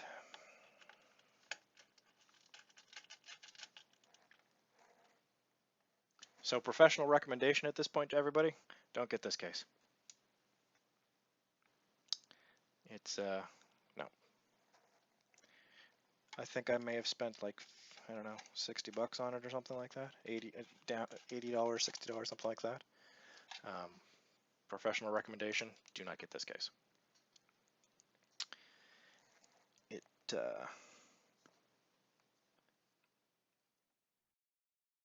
There's definitely better out there.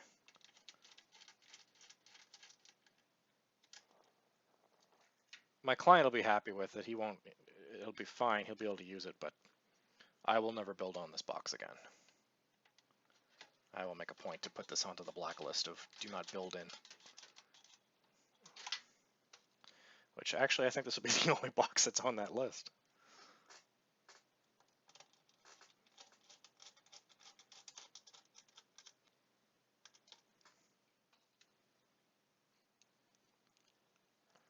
Other than that one spot up at the top, everything else went pretty smooth. I mean, for the most part, cables haven't been that crazy. You know, I prefer having nice rubber grommets, but can make do.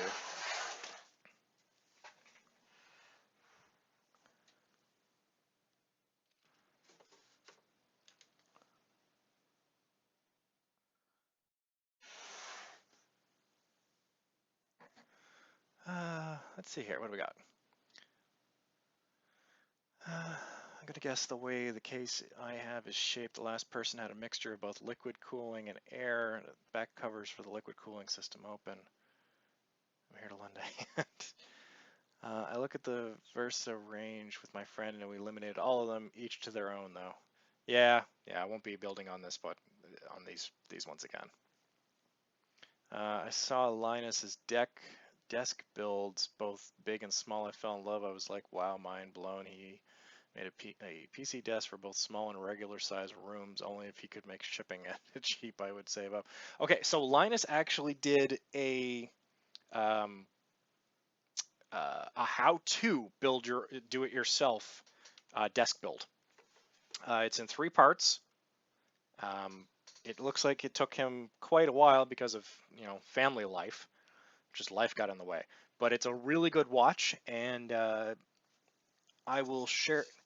Actually, AR, can you dig up the video for that? If not, I'll dig it up because I have it saved off YouTube. But at the moment, I won't be able to deal with that.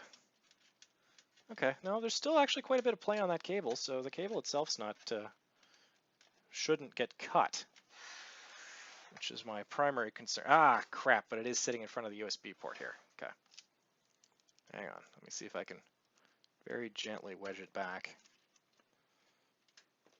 and that should then free up. Ah, there we go. Yeah, that's good. That's fine. It actually has a little bit of wiggle room, even with the transistors on the bottom of the board. Okay, cool. Good enough.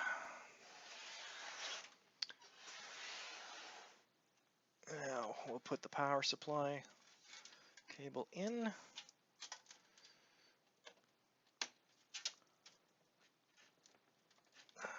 Is that all the way down? Nope. There we go. Now it's locked in. Okay. Nice and clean on that side.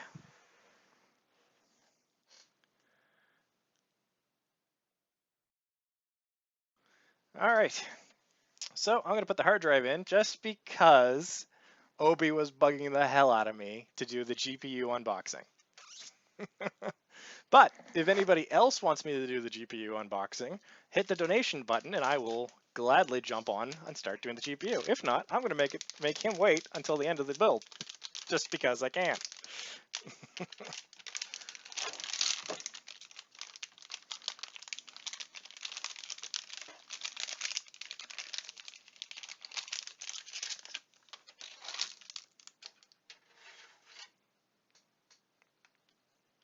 Okay, so we got our nice standoffs here. We just flex open, and we're going to put the drive to the back.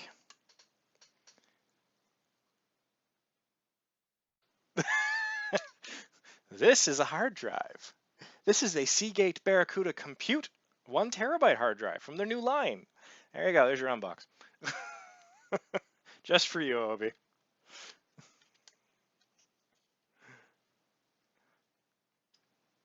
And we're just going to snap it down into this.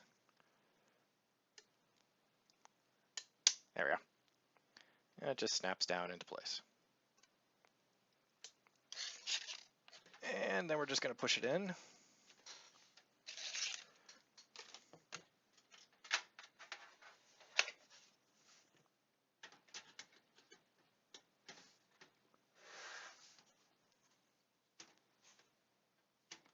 There we go.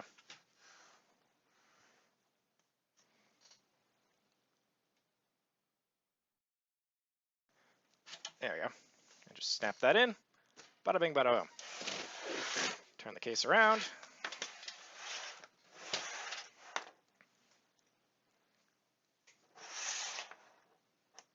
And we're just going to take our cable, push it down.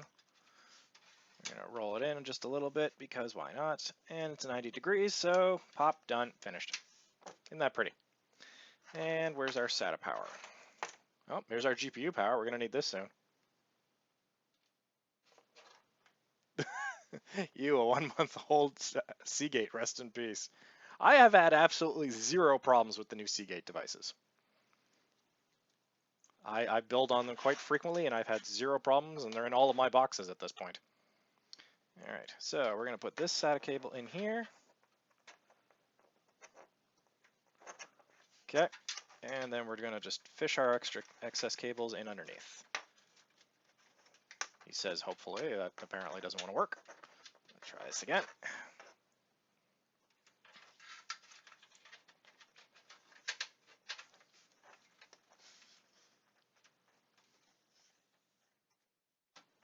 There we go. So now this is where I would prefer to have a 90-degree SATA cable, SATA power cable, so it's not like pushed all the way back up against this, but whatever. It is what it is. And we just push this down inside that. You know, from a cable management standpoint, this case has a whole lot of space. But that's really all it's got going for it right now. Like this piece up here is just a pain in the ass. But making cables disappear? No, it's great for that. All right, now let's spin her back around.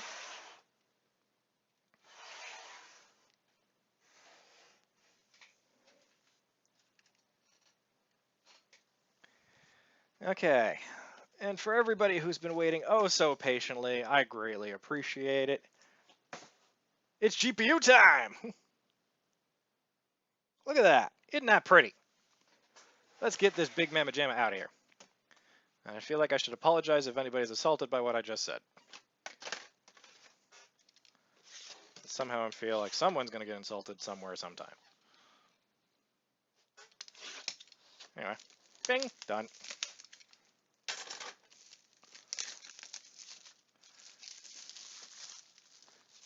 There we go. I got the plastic off.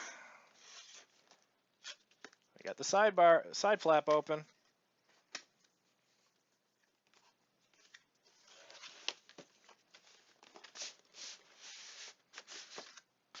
I got the back of the box. For anyone who doesn't know why I'm being this obnoxious, it's just for Obi's benefit. We got our, look at this, look at that beautiful side. We got a side of a box here, this is gorgeous. Look at the back of the box, like that's just a beautiful matte finish. Oh, we actually have handles on the top of it. And our other side. And MSI right on the nice top, look at that. And, woo! There's nothing in here. Oh shit, what do we do? What's this? What's this? Oh. Oh. We got ourselves a little envelope. Somebody give me winning numbers. We've got a user guide. We've got our manual, our driver disc. What else we got in here? Stickers! So many stickers. Stickers! And Lucky the Dragon Computer Workshop. What is this? We've got a comic book! Oh, this is great. All right, guys, we're going to go with this. So we're going to make sure I can get this in frame here. So we got Lucky the Dragon Computer Workshop. We'll open it up. How to install your graphics card. It's necessary to have effective tools to do the work correctly. You need a remarkable graphics card if you want to win the game. What do I do if I don't know how to install the card? Let me teach you how to install it. Your manual, your driver CD, your graphics card. You can find these things and the MSI stickers in the box. Watch carefully. To install the graphics card, you need these system requirements: PCIe, a monitor, and Windows 7 or later. Also need auxiliary tools to install the graphics card: a Phillips screwdriver and rubber gloves. Turn off the power and unplug the PC before installing the graphics card. Remove the screws from the PC's case's outside edges, then remove the side panel. Well, we are way past that, Mr. Dragon. We are way more advanced than you at this point. If you're exchanging the card, make sure to unplug the power connectors from your old graphics card. Yep, still ahead of you. Remove the expansion bracket on the back of your case. Okay, we may have to do that here in a second. Ta-da! Here comes the king! Remember to press on the side of the I/O first, then firmly press on the other end to complete installation. Remember, one end, then the other end. When you hear the click sound, then you are doing all right. The card has been successfully installed. Note, guys, on some of the newer boards that actually have metal supports built into the PCI slots, you don't hear the click anymore. The graphics card is actually quite heavy.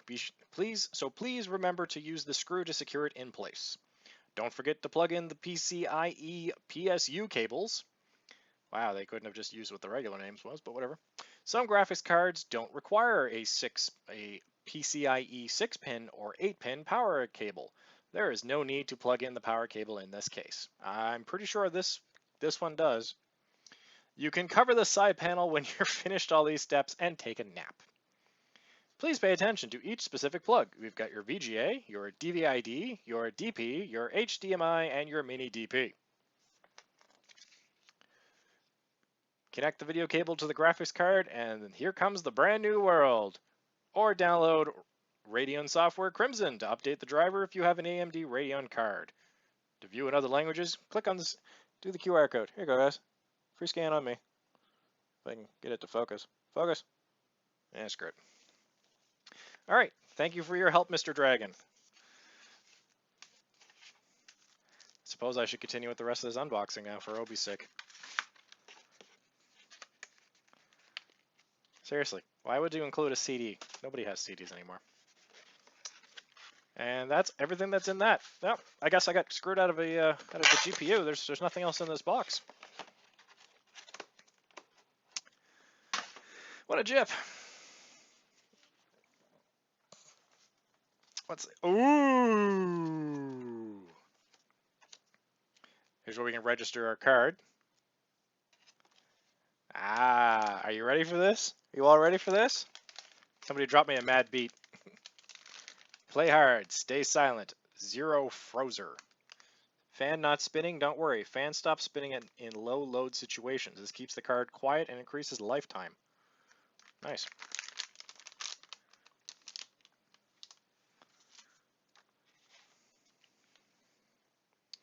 All right, I'll just set this over here, move this out of the way. There we go. Now, let's get this tech porn out.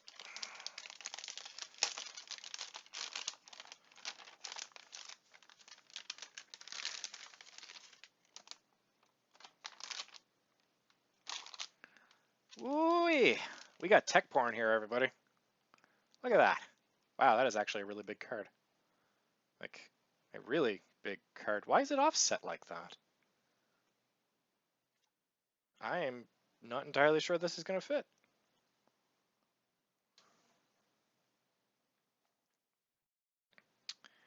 But yeah, I mean, look at that. Like, that's a little odd. I'm not sure if that's going to fit. Spin the fans. Just for you, Obi, since you waited oh so patiently / nagging me like constant. Remove before gaming. But what if I don't game and I just, actually just have it sit there? Can I leave that on there forever? So what do we got on this thing? We have a digital video, HDMI, and DVI-D. Sorry, DisplayPort. I'm sorry.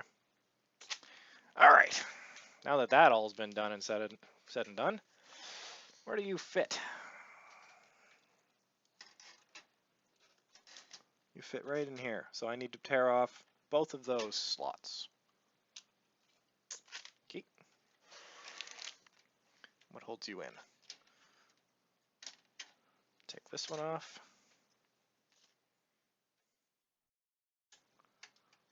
Okay, take that off.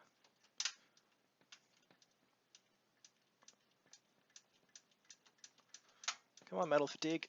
Give in. There you go. That's one.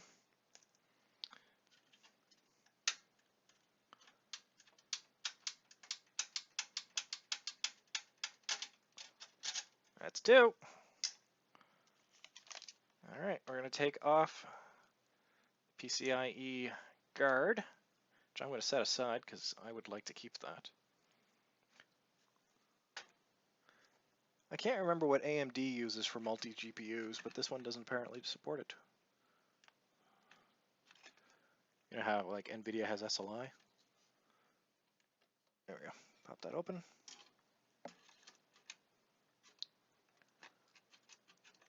Come on. Here we go. There we go. Okay, and push. It's clipped in place. I gotta put some screws into this thing or it'll fall and break.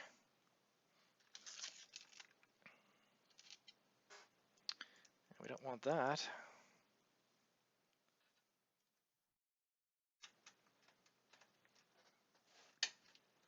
Come on. There we go. That's one.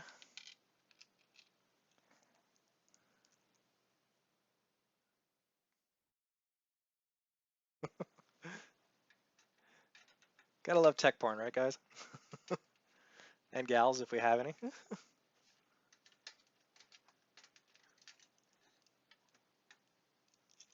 we go. Put this up in position. Lock it in. Actually, you know what? I'm going to bring it down just a little bit so that there's extra. There we go. Extra clearance for the ports on the back.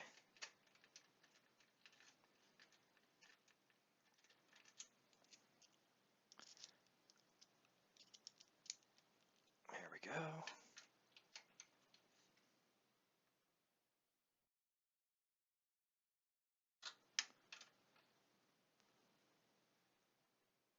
There. That GPU is going nowhere fast.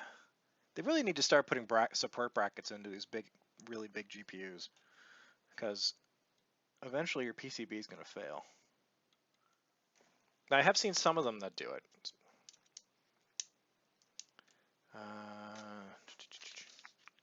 There's an extra thing in this case to fill in that hole at the top. There we go.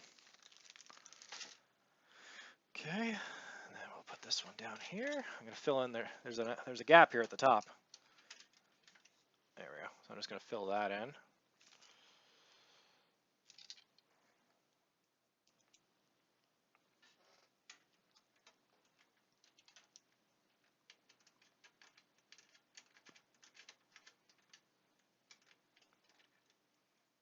There we go.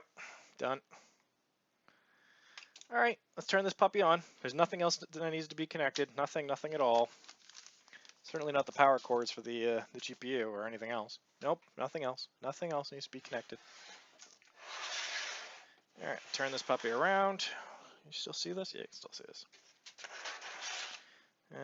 Let's see here. There's our GPU power.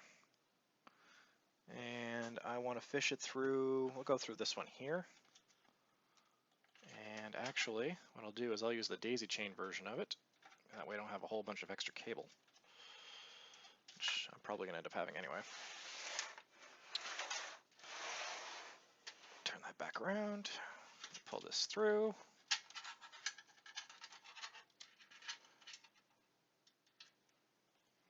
And I can actually tie that off, okay. So we've got an 8-pin power adapter there. We're going to plug this in. That is a wobbly card. That's a lot of wobble.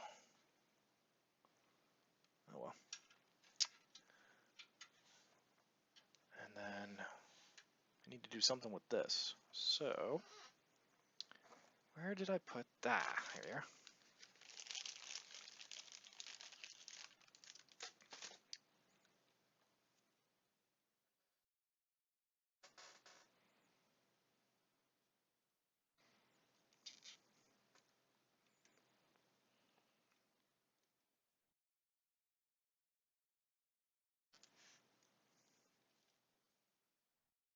Okay, there we go.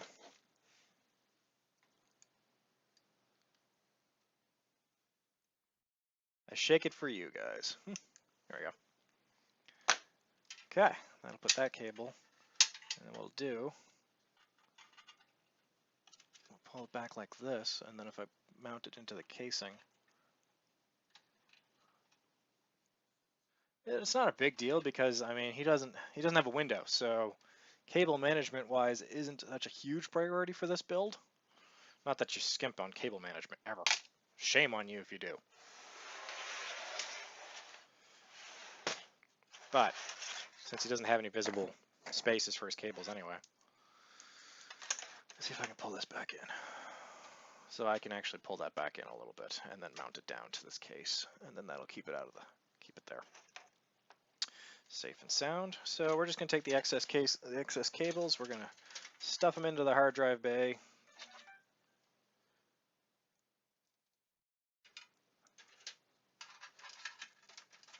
There we go. Stuff them in there. Pull this cable back. Now I'm going to take these and I'm going to pull this back. Run this through like that, and then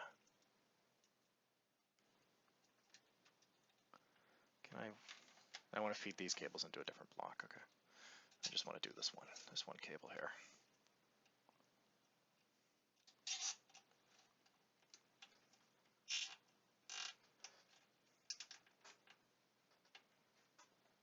There.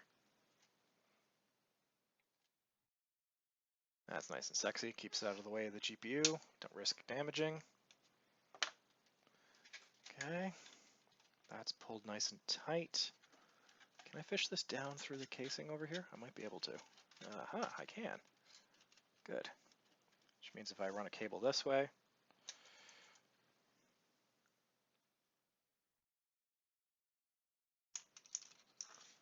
what we're going to do is we're going to go around this side for a second here. Let's see if we can do this.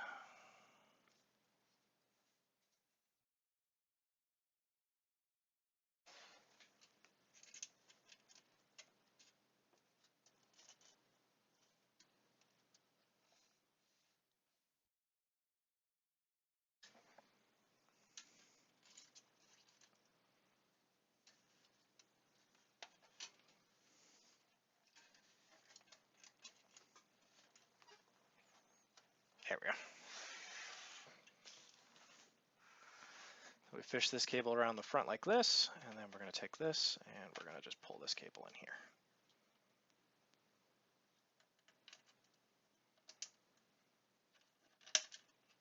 Or not.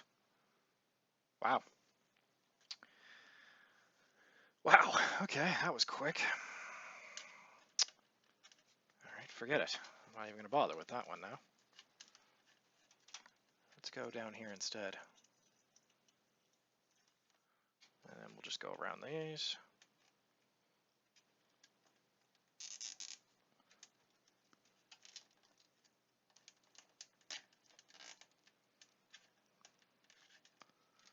Turn this. Oh. There we go. Okay, that's that one. Well, dinger. I think I'm one short of a pull tie to be able to make that proper. All right, well, fine. I can just sit in the back for all that matters at this point because I don't have an extra pull tie.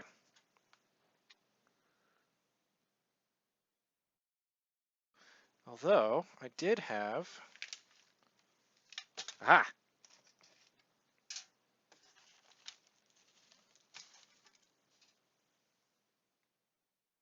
You are too strong, wizard. Too strong. Yeah.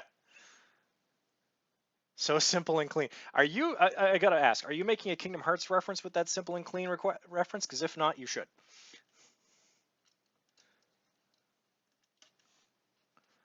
Okay, so I'm actually going to want this to come through this side.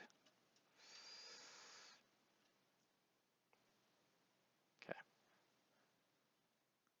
It's going to be a little unorthodox, but it's going to work. which is more important. I'm going to fish this through this side. I'm going to fish this through this side. And pull the whole thing through. There we go. And then we're going to put this in like this. Pull this in nice and tight.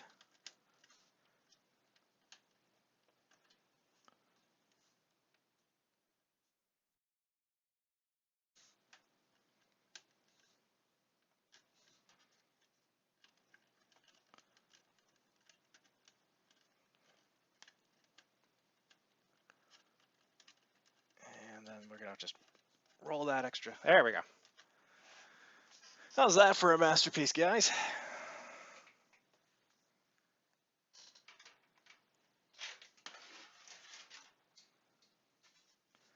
And since we have a fat belly case, let's put the side casing on and I don't have to worry about these cables. And then we get to switch over to our capture card and see what happens when we boot this thing up.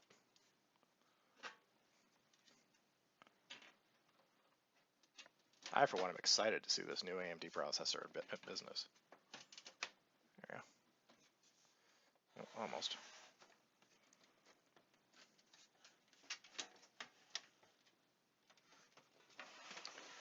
I need to push on this so that it all locks in. There we go.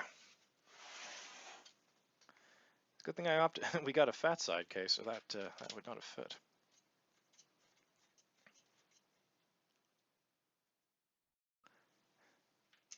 Yeah, if we had the Velcro AR, I would use Velcro, but we don't.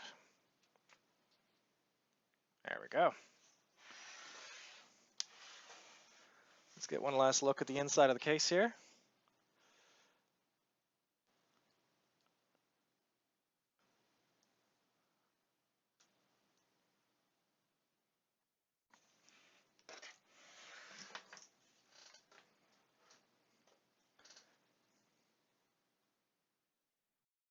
There you go. That is the inside of this build.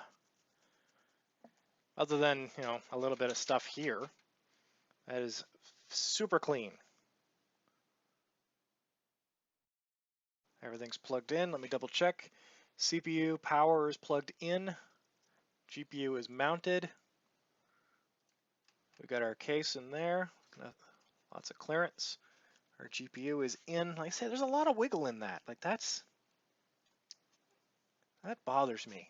Like there's just so much wiggle in that. That really bothers me. Oh well. It's not my machine, so. It's a good thing we put the SATA cable in first because it's directly underneath the GPU. We would never have gotten at it otherwise. All right, we've got our front panel connected.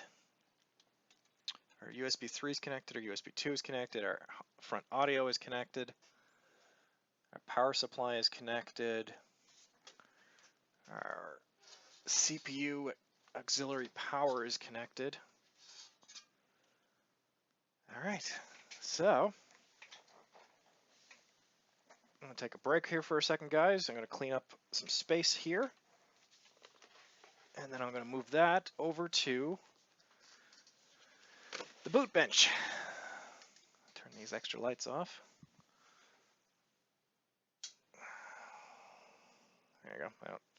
Contrast should change a little better now.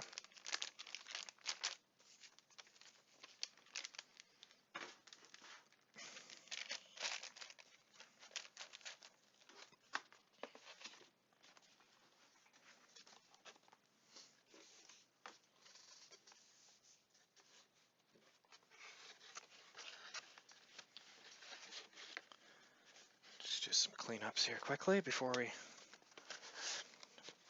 power this thing on.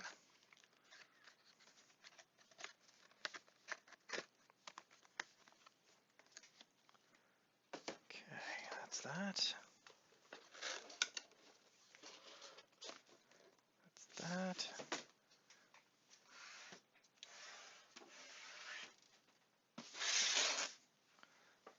I more so have to move this stuff out of the way, guys, because I can't actually get at over to the bench because everything is in front of the bench that I would be putting this on to boot it up. So, okay, that's that, that's that. All right, time for a camera swap.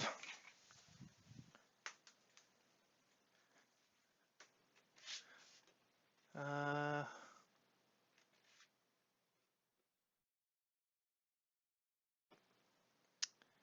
right, guys, I'm going to do... Wait, don't I have a capture card section made here? I thought I did.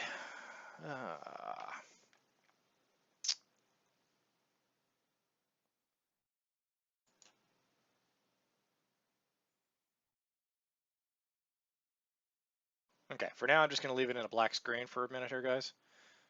Just bear with me while I have to migrate this stuff over, so...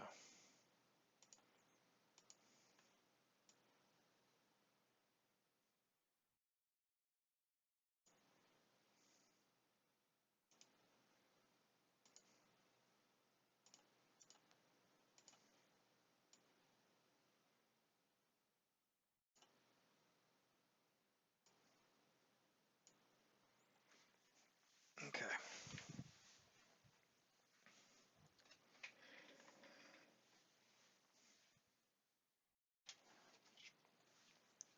Okay, move the system.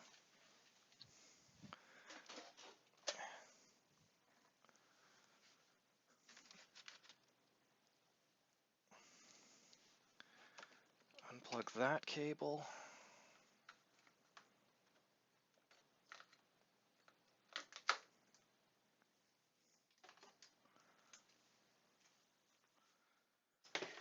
Unplug that cable for now. Where is...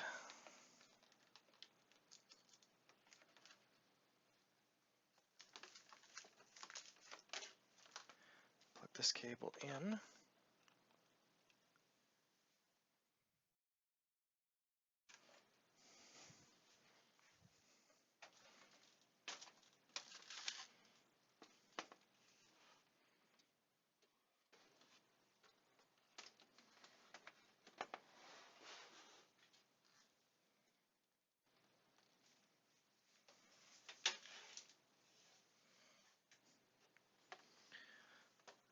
Move that cable over here.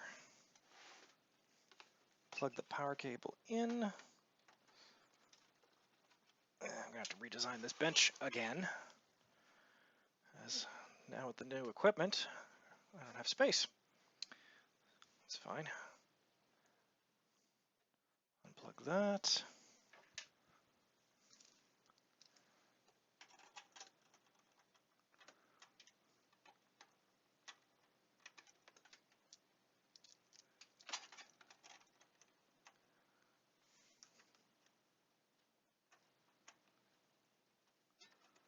Okay, that's plugged in.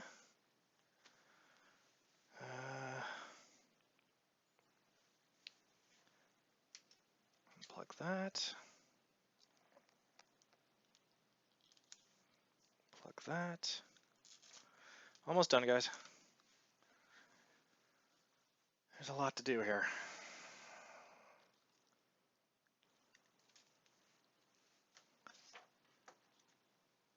It'll be better once I get my second camera. So now I need my keyboard and mouse. Where did I put those?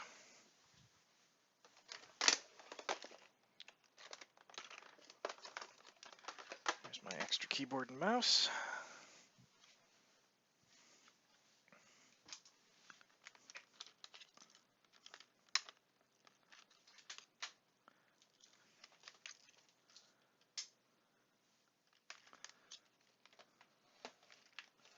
Let's set this up here for now. Plug that in there.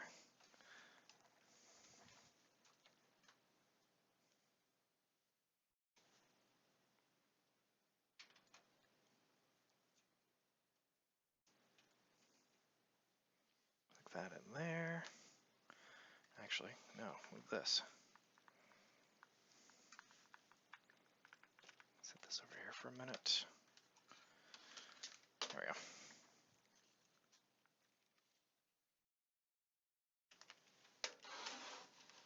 That can sit over there like that, and this can go over here for now.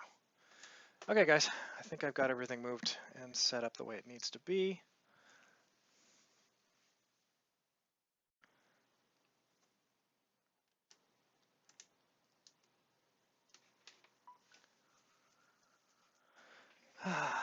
So that's plugged in, that's plugged in. All of that is up. Let's make a duplicate this and call it capture card. I thought I was positive I had one of these already done. I guess I don't.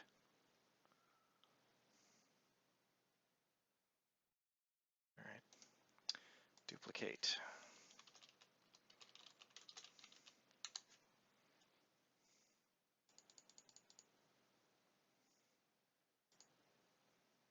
Video capture device.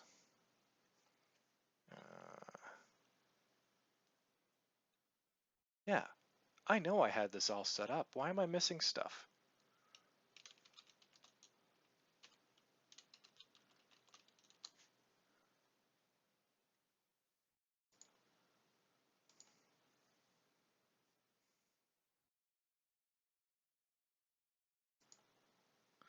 Hang on, guys. It's going to get a little weird for a second here.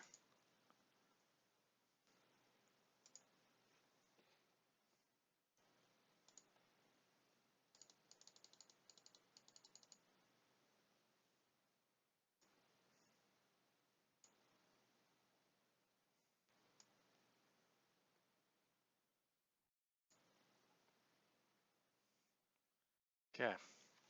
All right. Are we ready to see what happens here? Because this could all go horribly wrong, or it could all go really well. I don't honestly know yet. We will see here in a moment.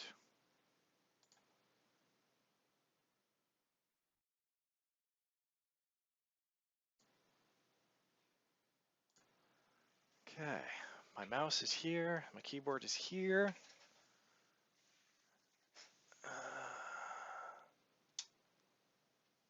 Power is on. Does the main board have any lights on the main board? We got nothing. All right. Oh, it's lit up. We got LED light up.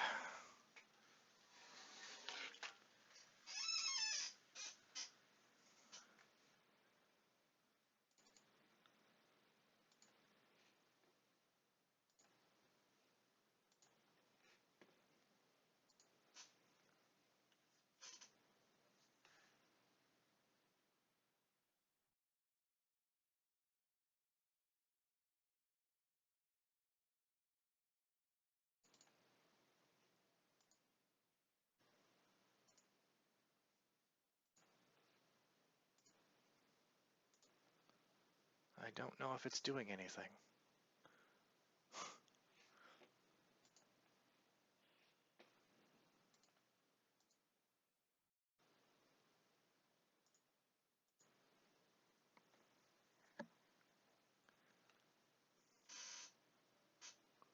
No device found. Turn off the computer and install the hardware again. Oh, we got something. Let's full screen this so that we can see what's going on.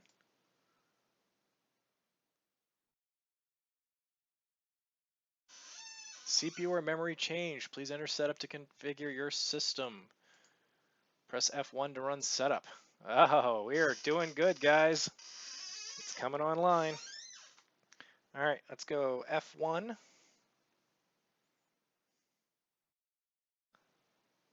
It's alive.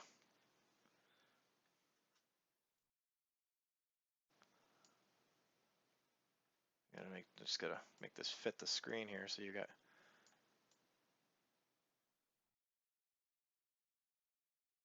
There. Just make that a little bigger.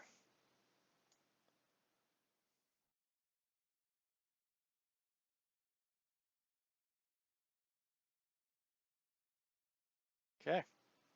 CPU temperature is 39 degrees. Motherboard temperature is 27. Ambient temperature is 24.5.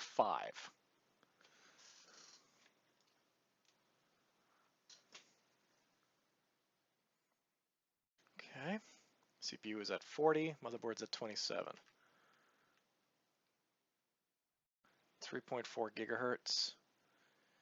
DDR speed 2133. I think I've got what? A 2400 kitnet. Yeah, that's right. And we're showing the B350M Gaming Pro, AMD Ryzen 7 1700X. Okay. That all looks right. Hang on, just gotta bring this up. Yeah, shut your face hole settings.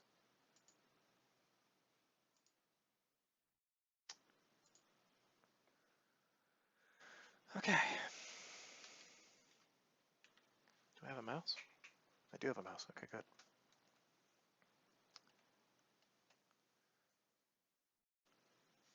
All right. And catch up on this on chat for a quick second here, guys. I just want to see what I missed while I was in the middle of trying to do some stuff.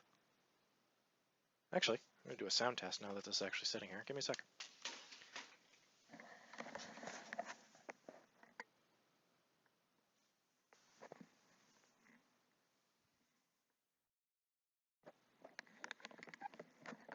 Oh, it's nice and quiet. There is a total of, wow, that is moving a lot of air. Like, that is moving a lot of air in the GPU. Oh, I forgot to put that back on.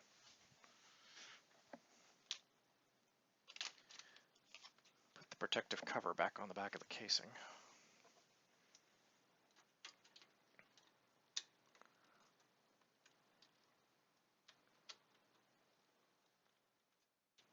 Yes, no, maybe so. What's wrong here? Goes right there. There we go. There we go. Okay. Yeah, all the fans are spinning. That all looks good. All right, let me see here.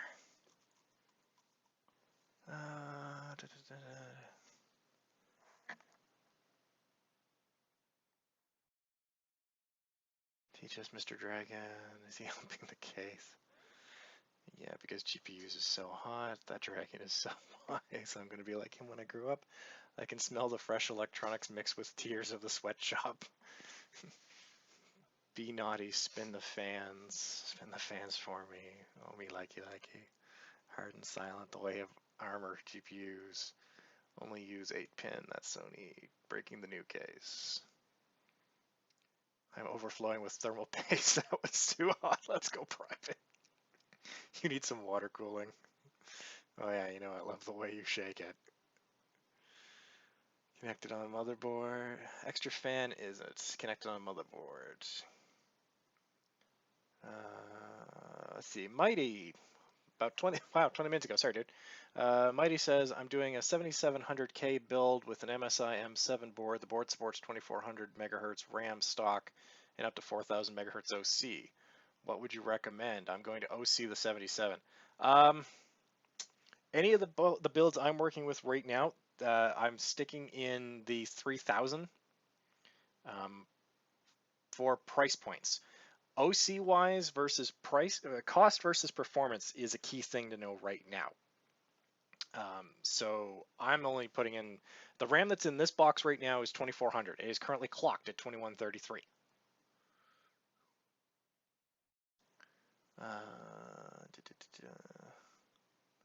Velcro does much better sound.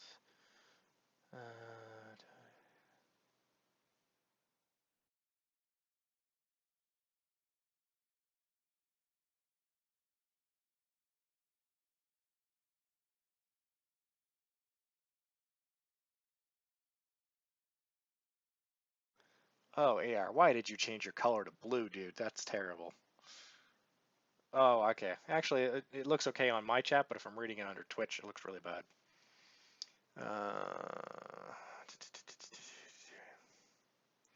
I left and came back. What happened? Why are we all in blackness? Is this a good GPU like McDonald's? I'm loving it. the 1050 Ti overclocked wind force for 140. Yeah, just let me at the site. I just want to read the damn thing here. The wind force? Yeah. Yeah. At 140 bucks, I've seen from some blah blah blah blah blah blah blah blah blah. I've seen some decent reviews of it. Yeah. It is very nice. Yeah. Okay. So Knight's got you covered. I want to be to 10. I did benchmark everything, but PC ran. It's alive. Speaks. Okay. AR. Turn off that terrible blue. I would have went with the black and blue color scheme for the BIOS, but that's me. This is a fresh turn on. I haven't done anything to this things yet. So, all right. Now that I'm caught up on what's going on with the chat, let's actually try and move forward. CPU at idle in BIOS is sitting at 50. Is the fan even spinning? Yeah, the fan is spinning. God damn it. Well, he gets what he pays for. If he wants to keep this 50 at idle, that can't be right. That can't be right. Where's my thermal probe? Because if that's true, like this thing is going to cook itself.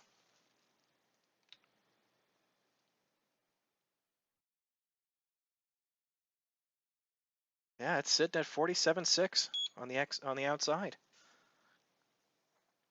That's just terrible.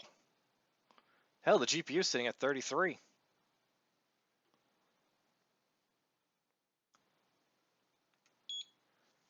Wow.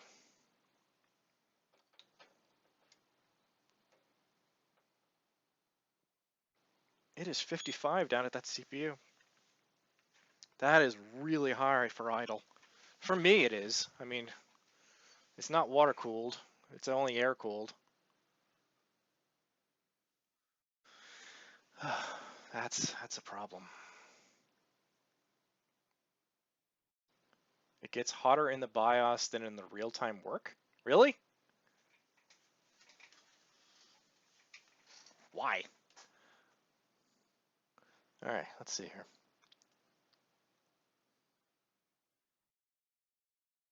Okay, HCI is on hard drive.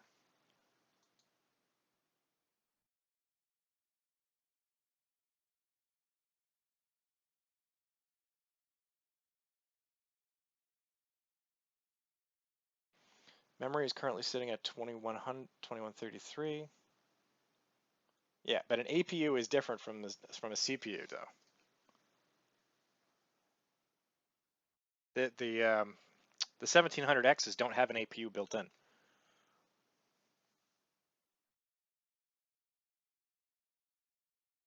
Okay, so it identifies the RAM. It's got a 16 gig kit because it's the two 8 sticks. Okay, good.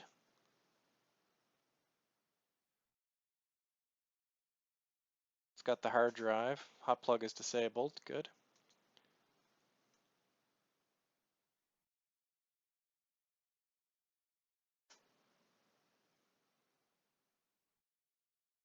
CPU is sitting at 51. System is at 31. Wow, the CPU is only running at 680 RPM on the fan. No wonder it's running so slow. It's got so much heat. System fan 1, that can go on, that's fine. It is on a DC. Make sure that's on. Yeah, that's on. That should be on power management. And we don't have another one connected, so that's fine.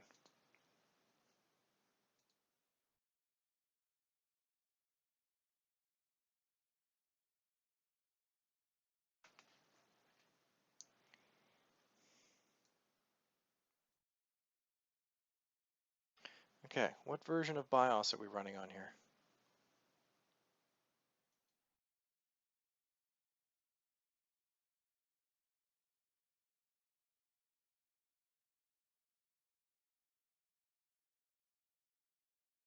Okay, game boost is now enabled. Let's go to advanced here.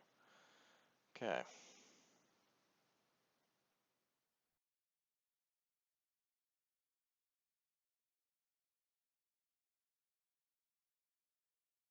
Ah, I want to find out what the BIOS version is. Hang on. I can't see the BIOS version. Let's see if I turn this off for the second.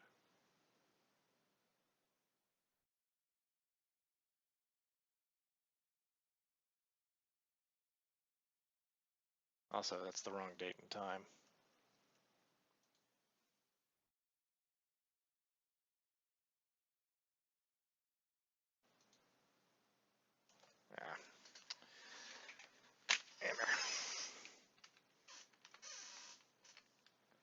Ah. 2. Oops. There we go.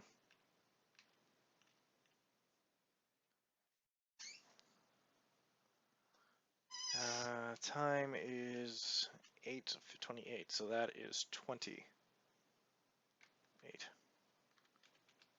Oops.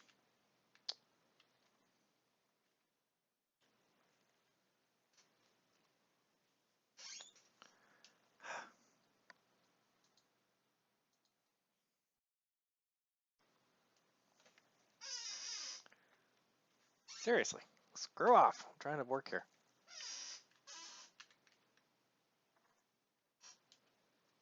There.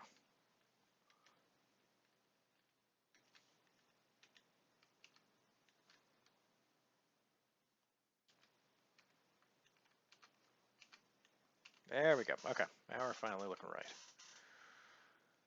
Okay, what do we got here? Version 1.0.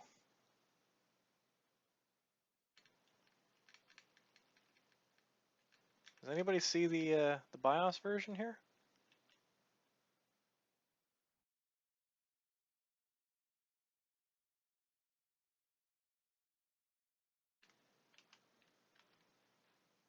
Okay, that's fine.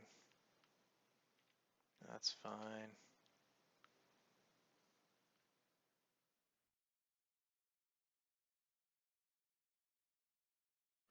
Okay, the rest of that looks fine. That's fine.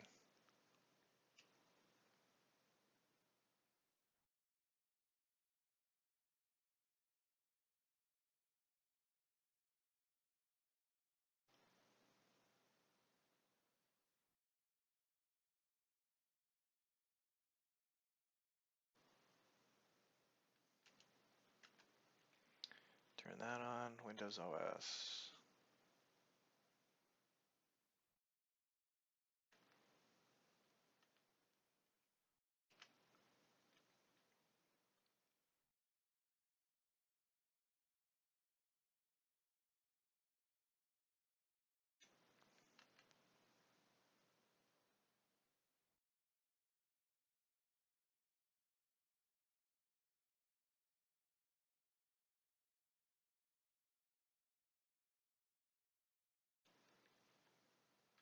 Okay, reboot.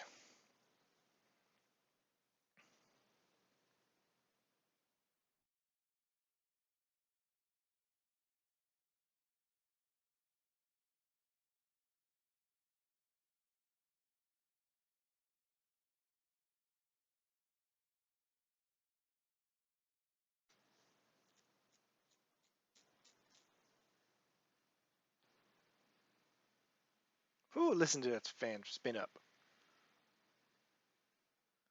Okay. All right, what do we got here?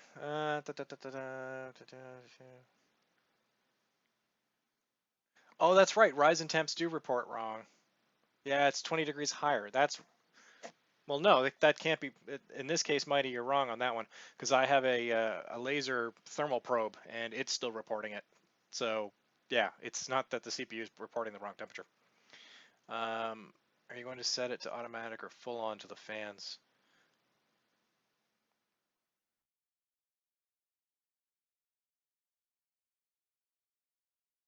All right, so let's find the BIOS for this thing and get it updated. Oh yeah, there's the BIOS version. That's right. Thank you, Mighty.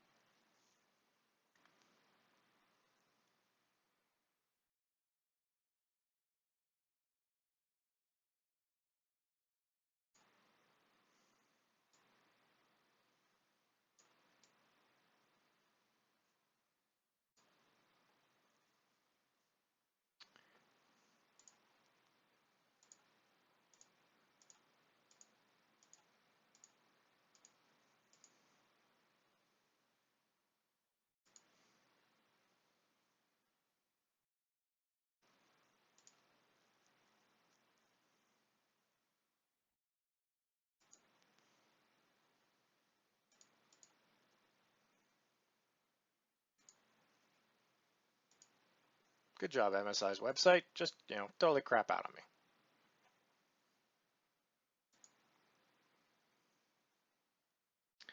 All right, fine. We'll do it from a different website here.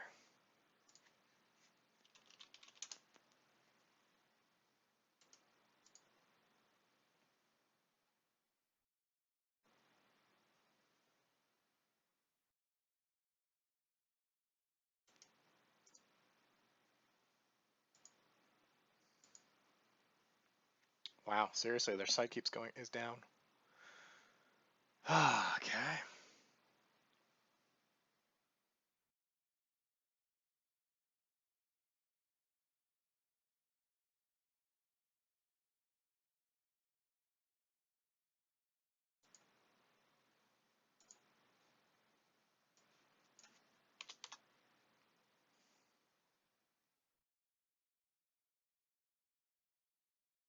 All right.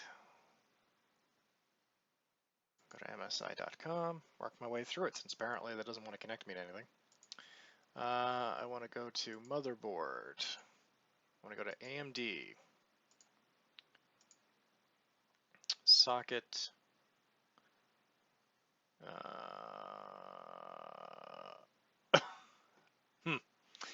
That's not right. Socket FM2 plus, socket FM2, socket AM3 plus, socket AM3, socket FM1, socket AM2 plus, socket AM2, socket 940, 939, 754, A7, slot A, and socket 940. Please tell me they don't have it categorized as an AM3.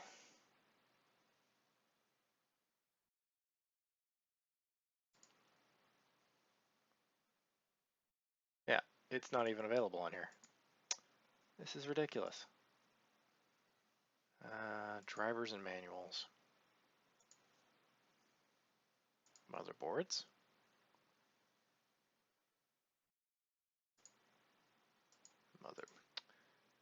Come on.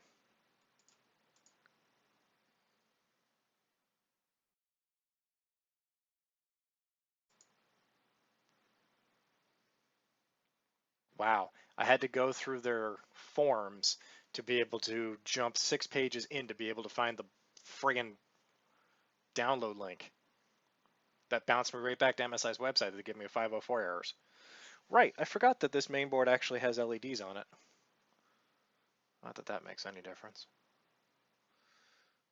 Okay.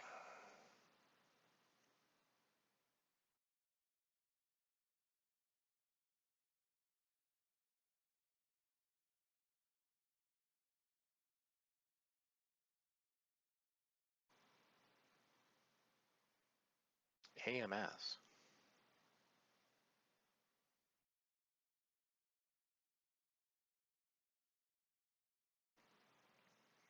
AMS 200. That must be like the initial release.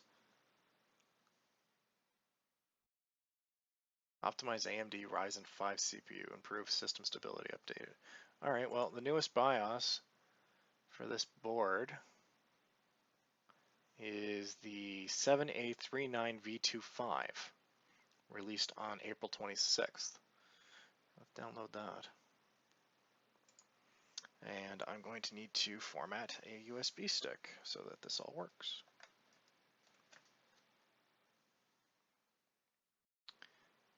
This is my NVIDIA stick. Okay, I'll just format you. Format, restore.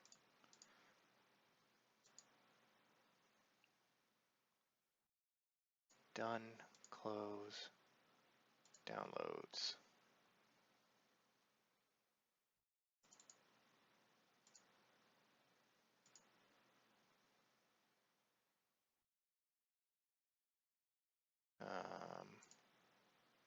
L drive.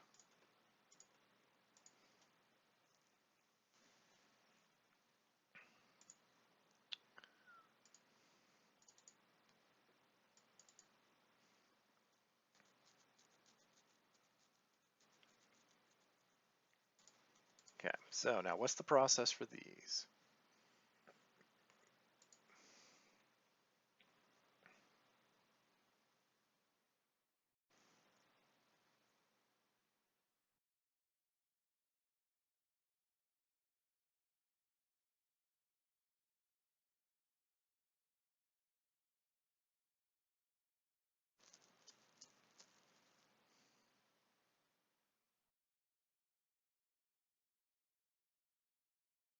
Okay, so it doesn't look like you need to have the USB stick format in a specific way.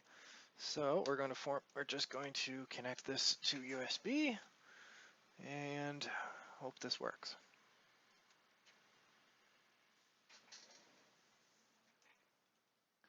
Okay.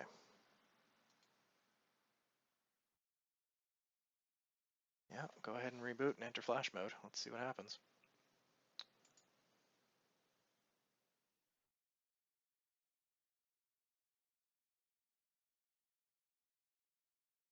See, some boards, they want you to have the USB stick in a specific slot, but this one doesn't appear to be telling me that, so I don't know if that matters.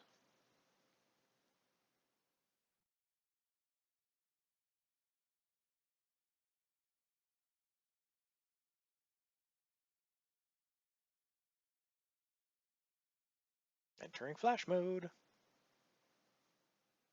Okay, there we go. Let's see here. So it sees the directory. That is the correct directory. Let's go to this directory. There's our BIOS, version 250, and we're going from version 200.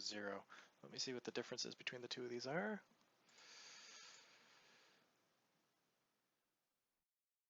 Okay, yeah, we're going back. That is definitely not the updated version, so we're going to go to that one.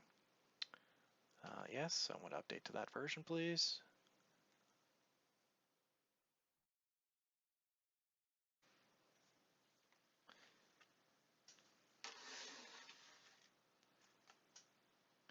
Yeah, the CPU fan only spinning at 700 RPMs. I don't know if that's supposed to happen or not. I'm gonna look that up right now.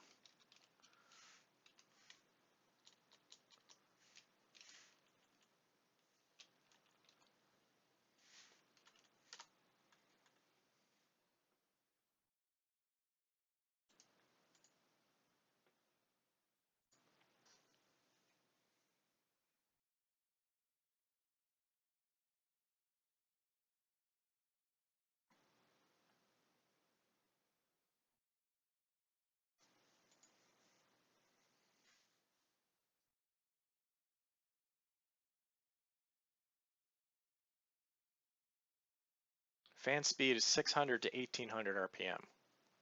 You know, fault tolerance 10%. So it's really on the low end.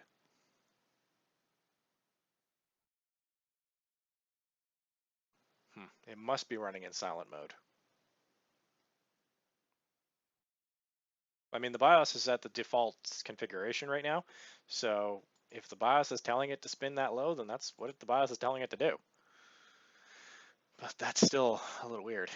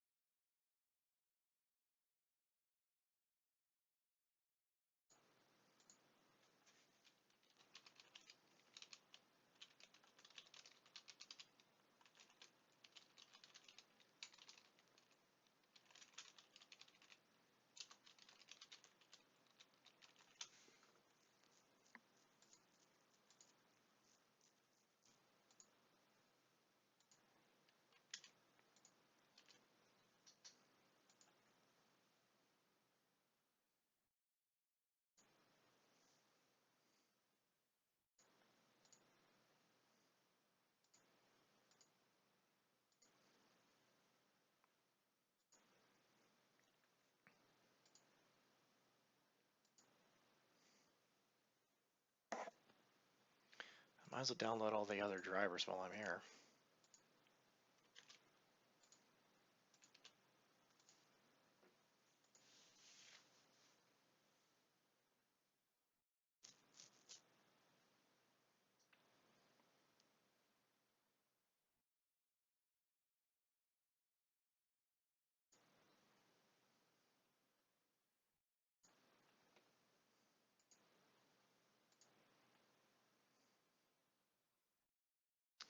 Now, where is my Windows 10 USB stick?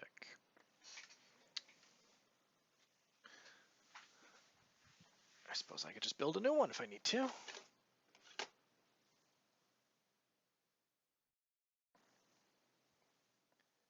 Yeah, seriously, where is it? It should be right here. There it is. Hiding in plain sight, as always. Cool, AR. Have a good meal.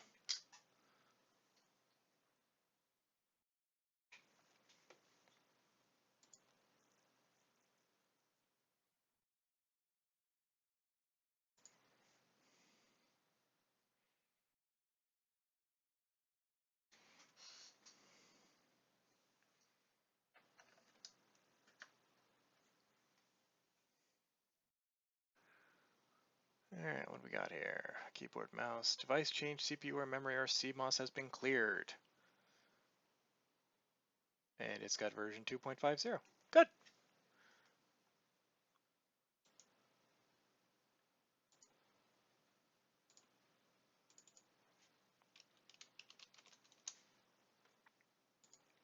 Oh.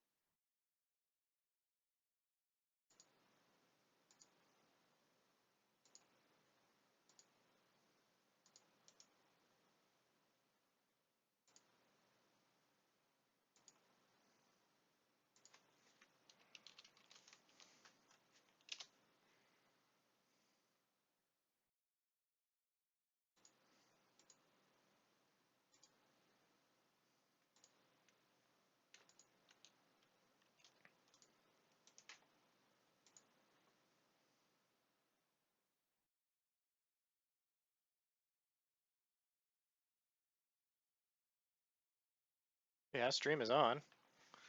Okay, there we go. Okay.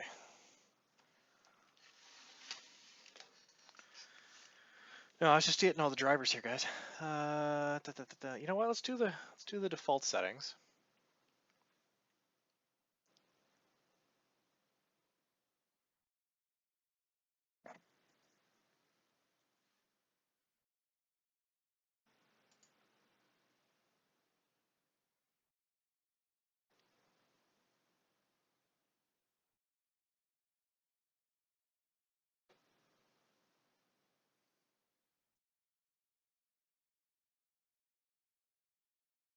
Ah, good. All right. Yeah, okay. Go ahead and reboot. Thank you.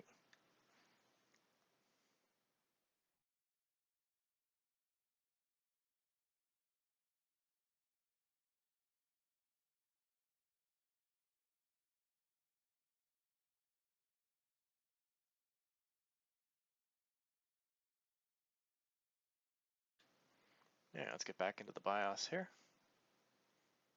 There we go. Okay. Turn that back on.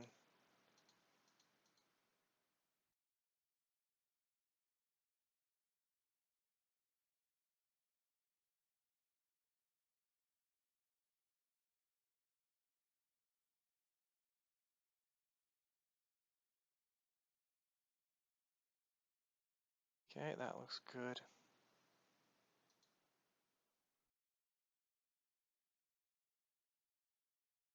Right, I can set this to 2 different XMPs. Okay, good.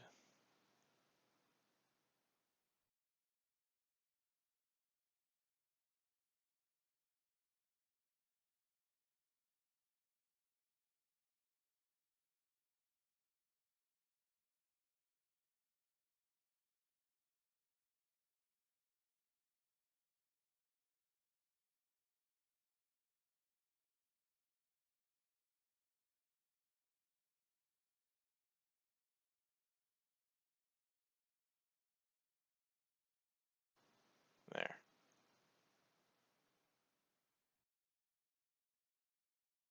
Yeah, okay, so it is. It's set to smart fan. Oh yeah, you can hear it now.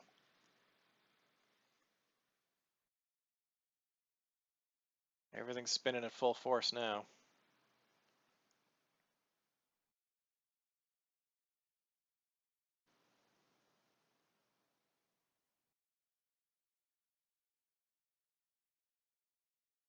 Okay, cool. Nothing to worry about there. So let's take the BIOS stick out, put the Windows 10 stick in. I should probably connect a network cable to this, shouldn't I?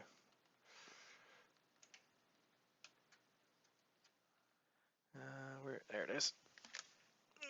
Yeah.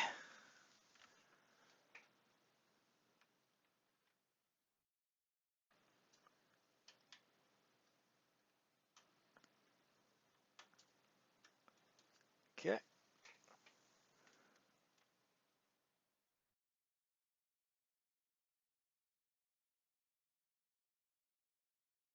Why is that not locking in? There we go.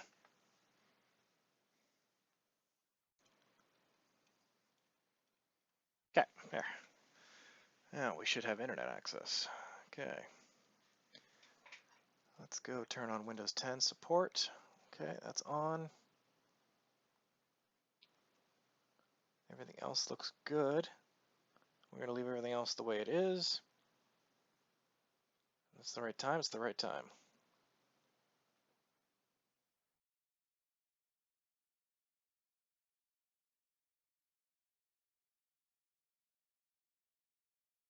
No, we're going to just, oops.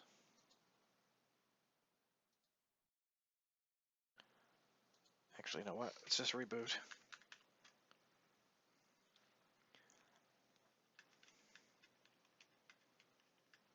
For now, I'm not going to be running any of the overclock profiles. I'm going to run it all as the default profiles, get the system set up, make sure everything's working, run some burn-in tests with it, make sure it's stable.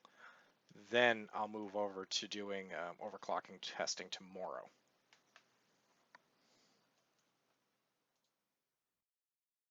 There we go.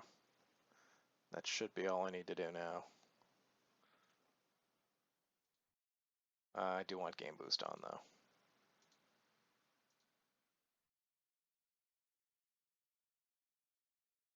Everything else can stay the way it is.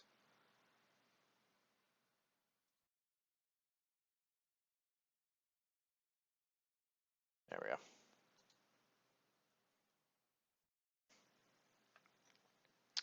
Now it should boot off the USB. I can set up Windows 10.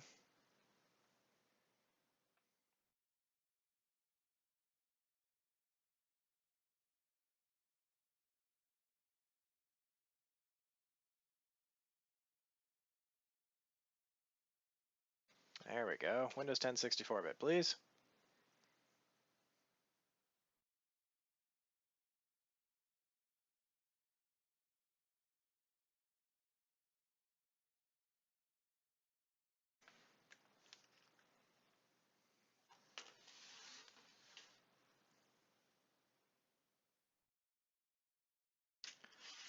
Okay.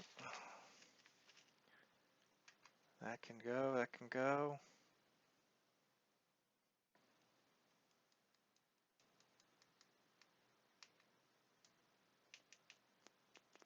Now if this was an SSD, this would be super fast. But it's not. And we're going to skip the CD key for now. So we can do the install without the CD key.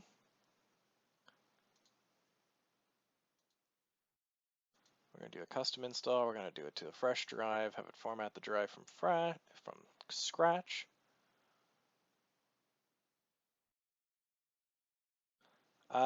This rig was about 15, I think 1500 or something like that was what the budget we spent on this.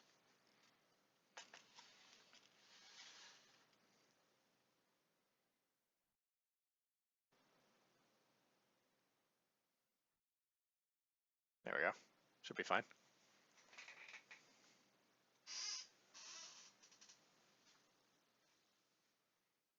Actually, no, I don't think the rig was 15. Hang on.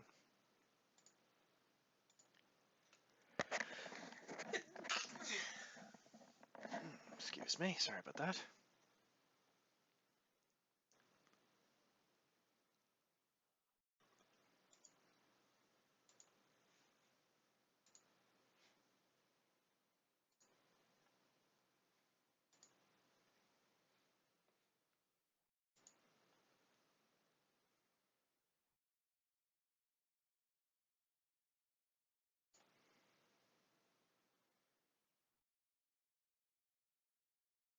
Yeah, nope, the rig ended up working out to approximately 15. That included the setup fees, the testing, warranty, maintenance package. Basically, he got the full service package out of it. So the rig itself probably was about 13-ish, and then he paid another 200 for the full service package with warranty and everything else.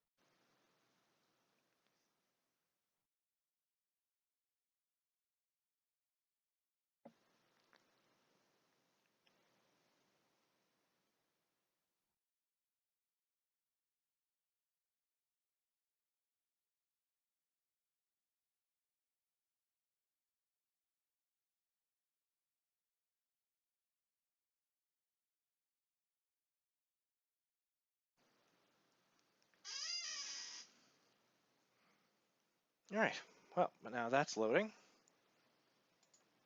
Let's check back in on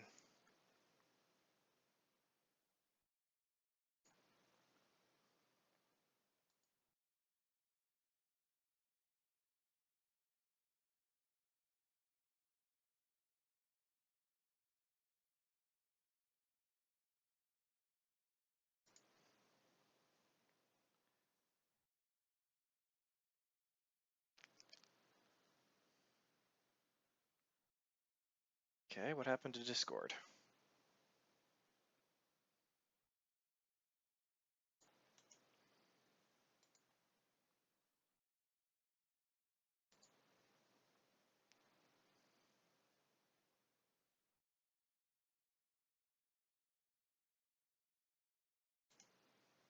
There we go.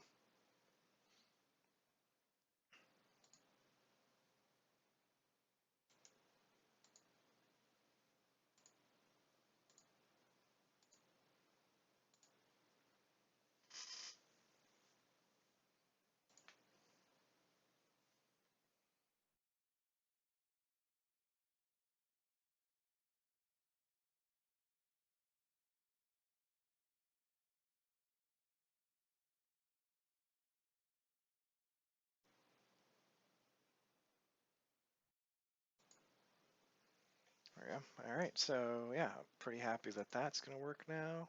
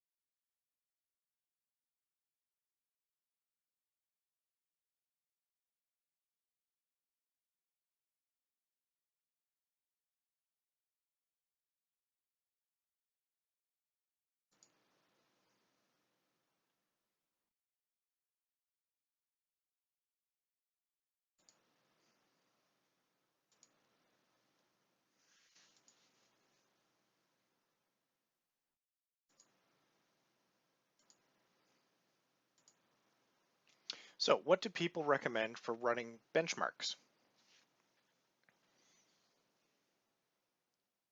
Because that's kind of a new area for me. I'm not used to have business clients.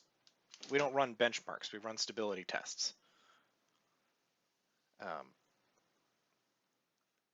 I want to make sure that a burn-in works and that the system don't just die. That matters to me. So what are people's recommendations on running proper tests?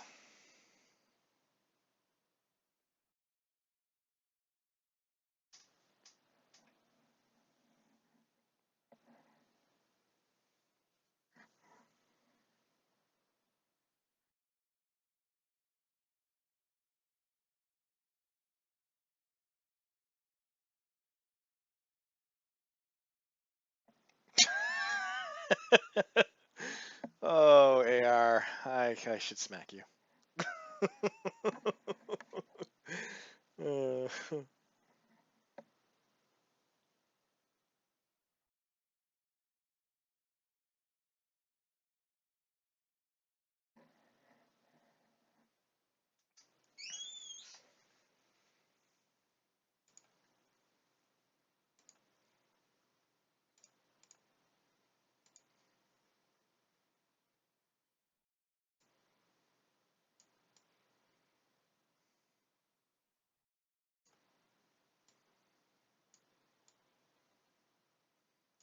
there we go. Hello.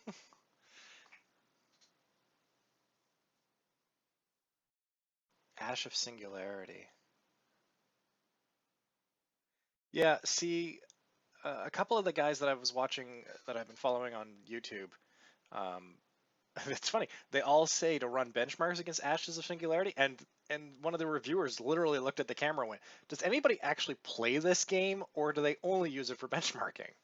So I don't have a license. I don't have any of these games because I don't game typically. So this is all new to me.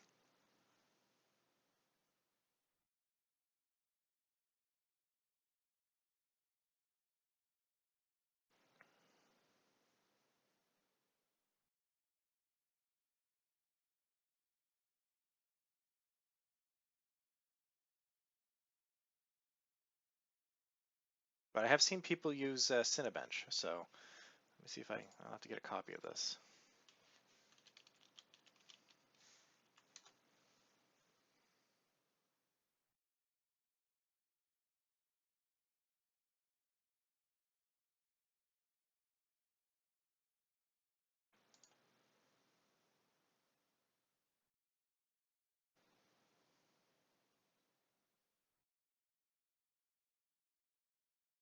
overdrive it as a test for CPU.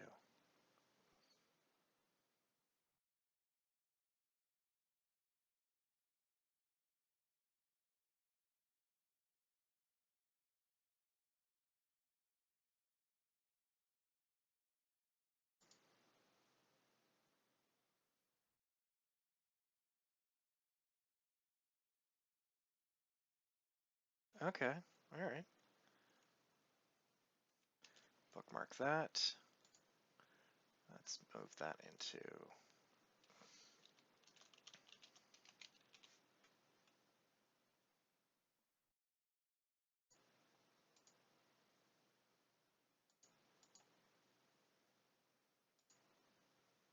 Ah, crap. No, that was wrong.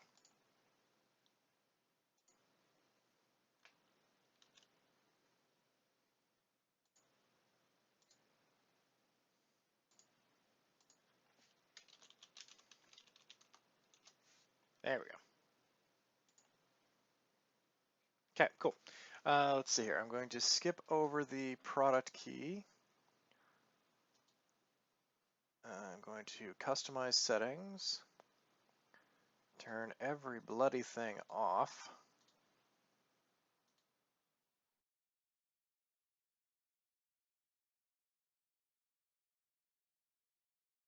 There we go.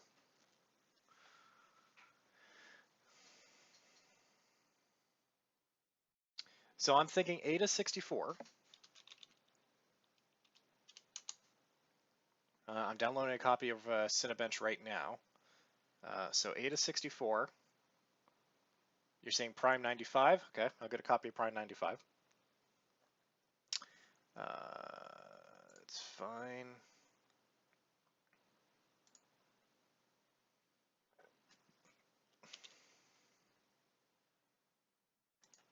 Okay, ATA64 is downloading. It doesn't really matter which one I use of that. I can just use ATA64 Extreme. Download that one.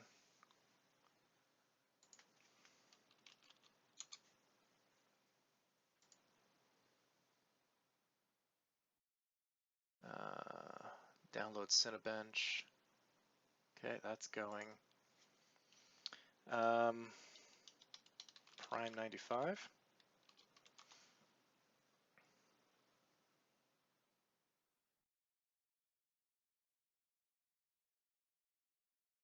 Prime 95 is an Intel thing.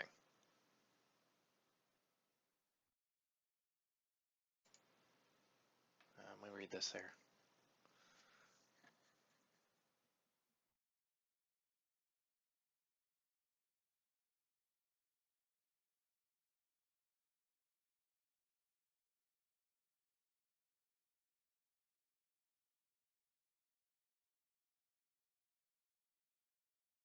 Oh, okay. Yeah, no, never mind. It's fine.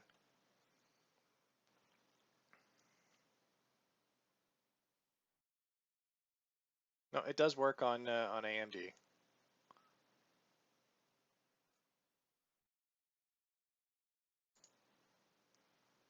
All right, cool. Download a copy of Prime 95. Yes, there's Windows S. It's basically Windows 8.1 with Bing, but it's the Windows 10 version. So it's supposed to compete with Chrome OS.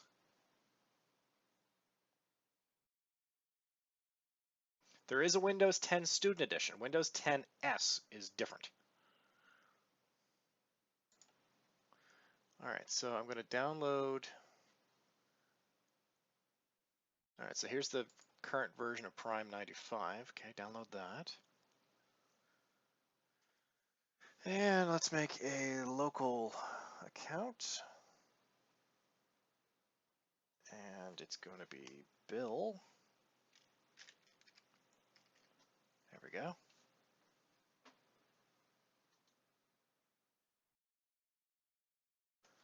All right. What other things do you guys recommend?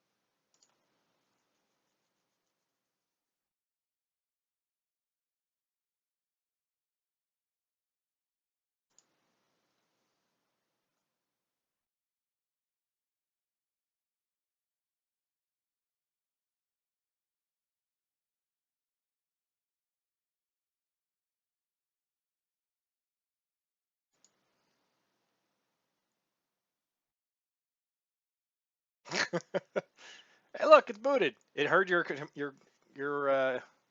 complaint AR and said, "Hey, I feel bad. I'm just going to finish this because reasons and whatever the hell else. I don't know. Just go with it, guys. It's best not to ask questions most of the time I'm doing shit." Okay.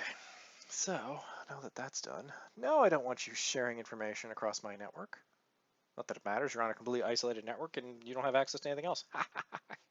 Because, bitch, please. Yeah. Okay. So Windows 7 key. There's my... Alright, first things first. Let's take Windows 10 key out. Let's put the driver key in.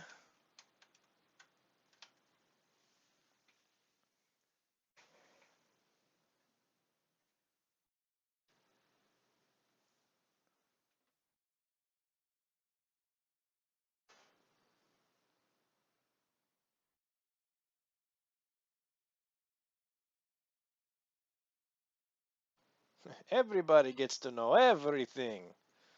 Share the things everybody love.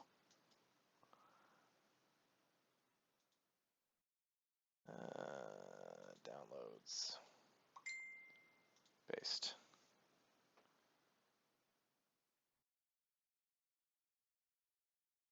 Gotta love this resolution. It's crappy, to say the least. Actually, hang on. I'm going to open this in a second window here on my machine, so I'm going to... Oh! Clock Watchdog timeout. Ladies and gentlemen, we just BSOD'd Windows 10. Fresh install. Haven't OC'd. Haven't done a bloody thing yet. That's fantastic. That is fan-friggin-tastic. Oh, shit. Okay. Well, that's a thing.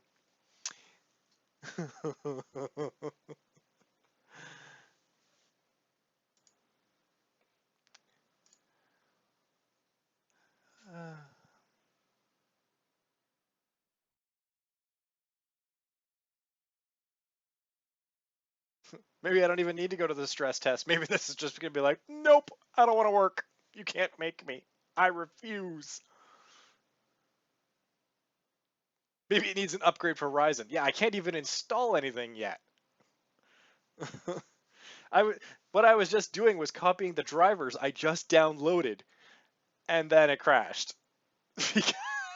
I couldn't even get the drivers installed. I couldn't even get them copied to even try installing them in the first place before it crapped itself. Way to go, Windows 10.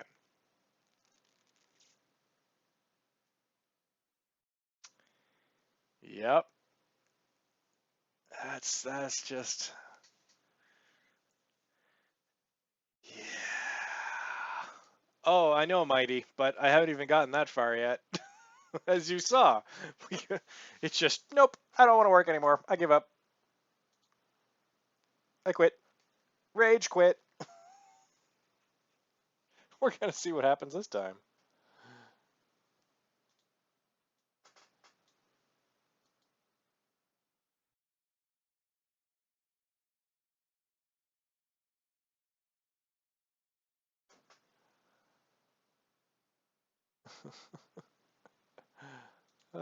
Shit. It's normally an overclock error. Like your CPU is just, nope, I don't want to do it anymore. Although, since it was sitting at 50 degrees at idle, let's see what it's sitting at now. How that's actually been doing stuff. Let's see here. Ugh, can't even.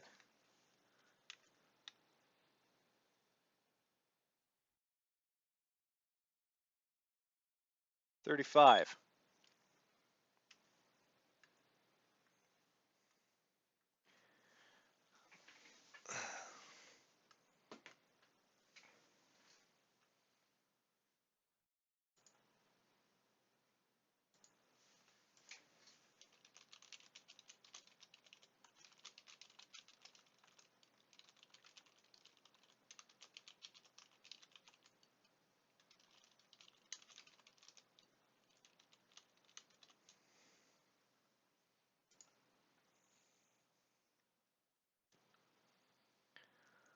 Hey, it actually went through and didn't crash itself this time. That's friggin' fantastic. Yeah, 35 in OS, 50 in BIOS. I don't know. That math doesn't make much sense. Oh, yeah, I have a... there we go. Haha.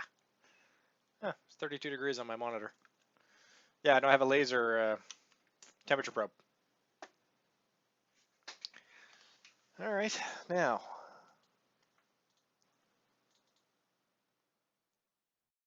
Extract, extract all, extract.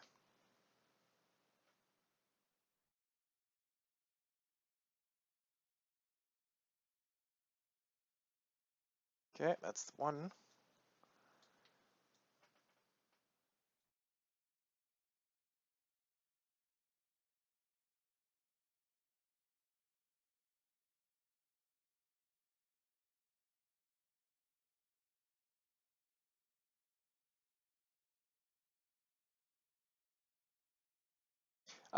No, I turned Game Boost off. I didn't turn it on. I reset before I did the installation here. I went back to the BIOS and reset it back to defaults. So no, Game Boost is off.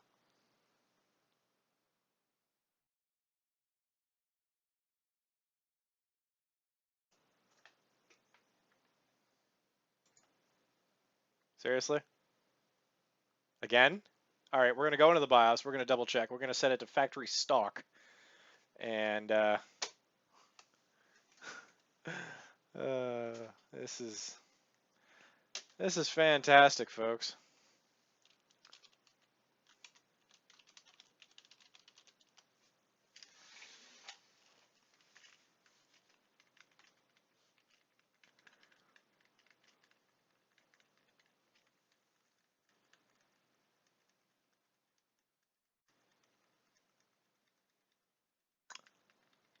You know, my initial instinct tells me it's the hard drive.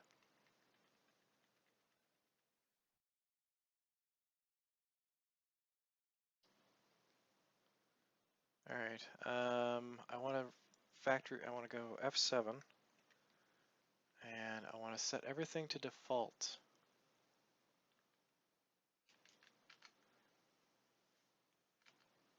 Yeah, it's in normal mode, like nothing's on.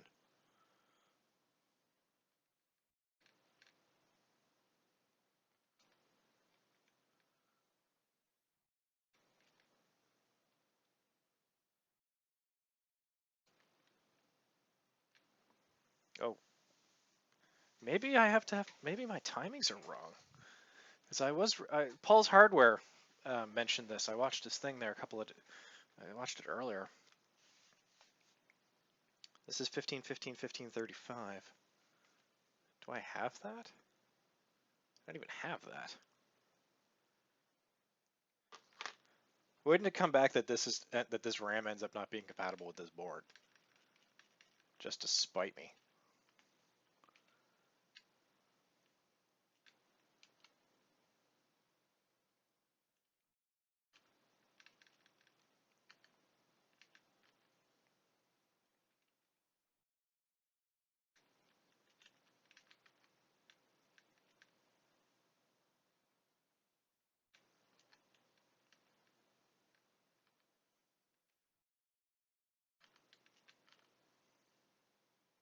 There we go. What's the difference between profiles 1 and 2? Okay, so now it sees the proper timings. Okay. Set that to auto.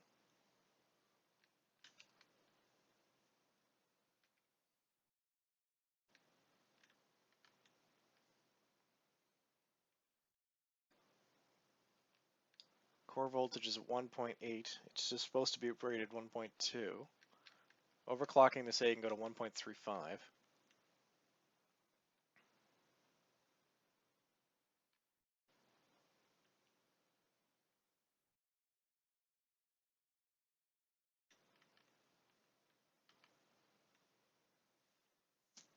All right, let's run a diagnostic of both sticks of RAM and see if something's going on there.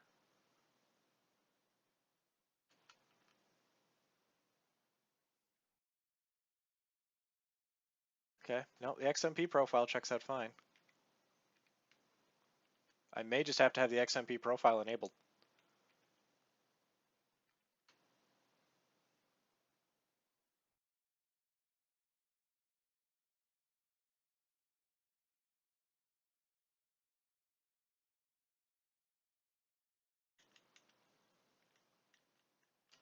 All right, we'll set that up.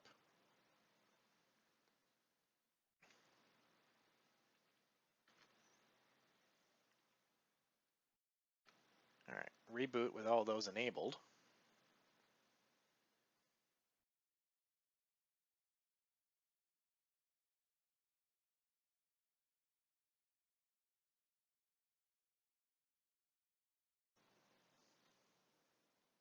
Okay, so now it's got the proper clock timings for the RAM.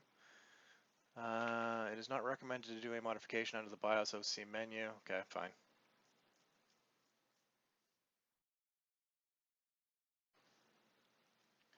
This is not certified AM4 compatible, but it's supposed to be on the list of supported ones.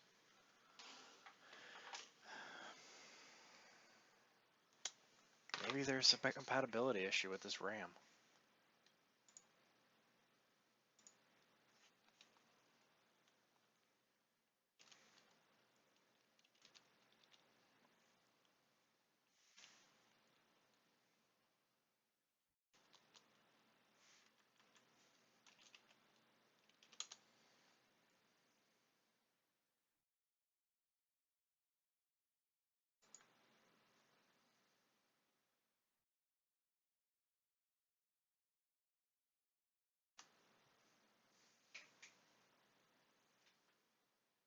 Yeah, once again, Corsair was what I wanted. Corsair was out of the price range.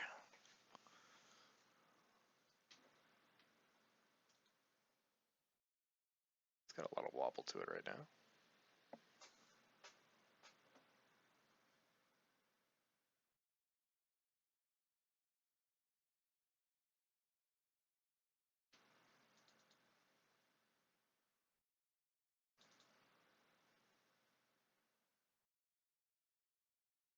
I can barely see anything on this screen because of the resolution.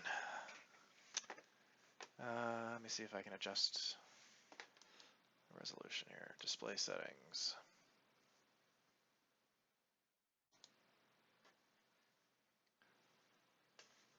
Yeah, it's not going to let me because it needs to have the drivers installed, which I don't have yet. All right, well, let's load the chipset. Microsoft hotfix for AM4.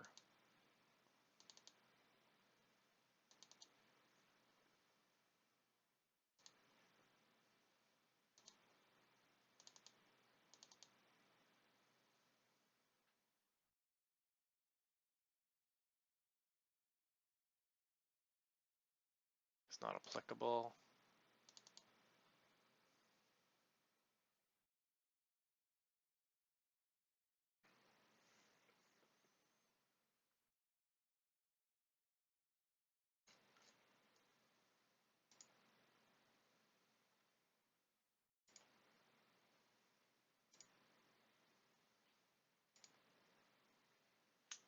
Yeah, this particular memory is not AM4 certified. Huh. Well, shit. Okay, that could be a problem.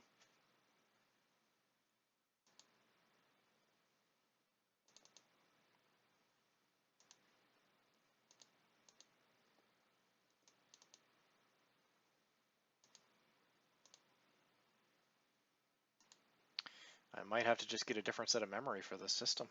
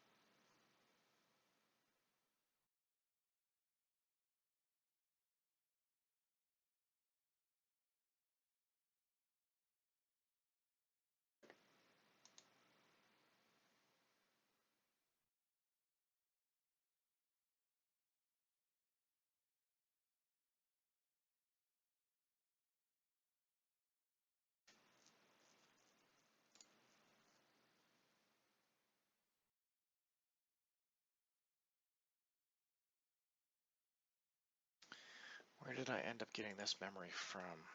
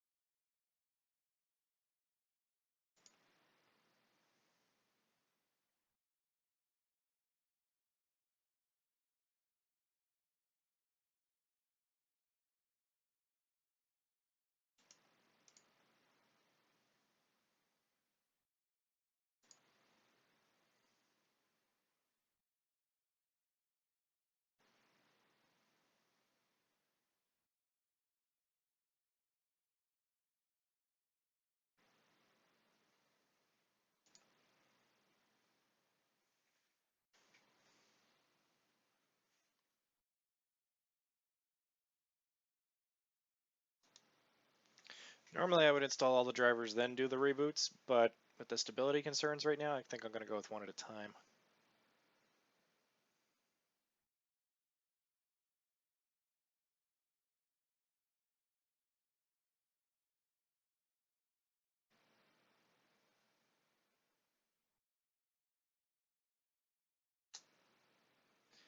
You know, Obi, I would actually agree with you, except that it's sitting at 35 when I run the external probe.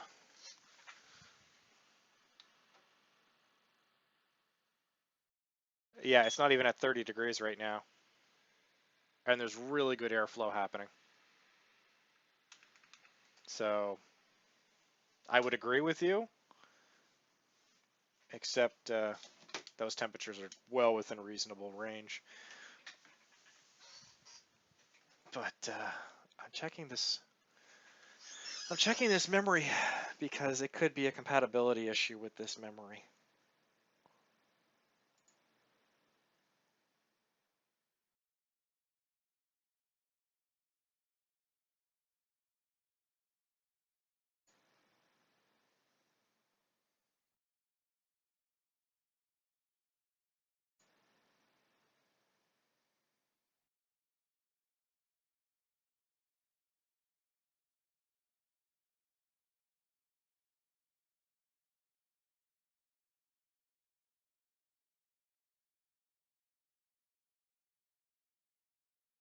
Oh, okay. According to MSI's website, to ensure system stability with AXMP enabled, DDR4 memory might run a different frequency timing voltage settings when using Intel XMP spec memory and set AXMP item to enabled in AMD systems. Well, our first two or three times we tried it, we did not have XMP enabled. This is XMP memory. So we just enabled it. And I wonder if that's going to fix our stability issue.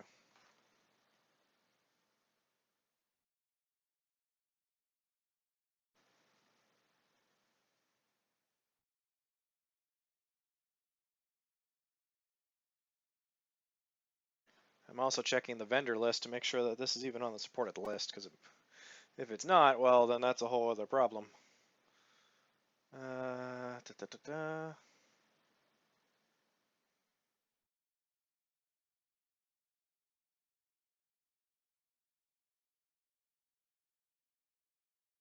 This is not on the supported vendor list for this board.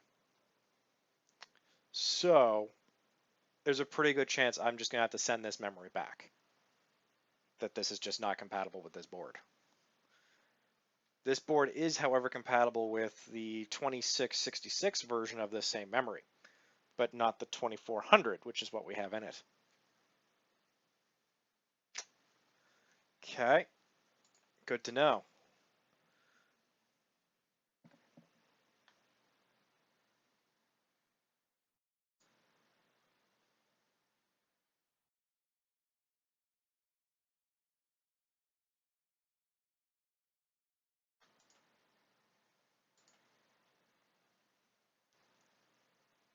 I know it should make absolutely no bloody difference. But this particular chipset is super finicky from everything I've read. it goes a little beyond my knowledge at this time because I've been so far, I've been out of this part of the industry, and it goes beyond my knowledge at the moment. But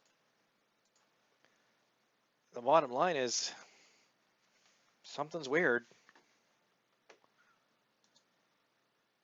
Although I'm pretty sure turning the XMP on is going to fix it because now it's got the proper timings.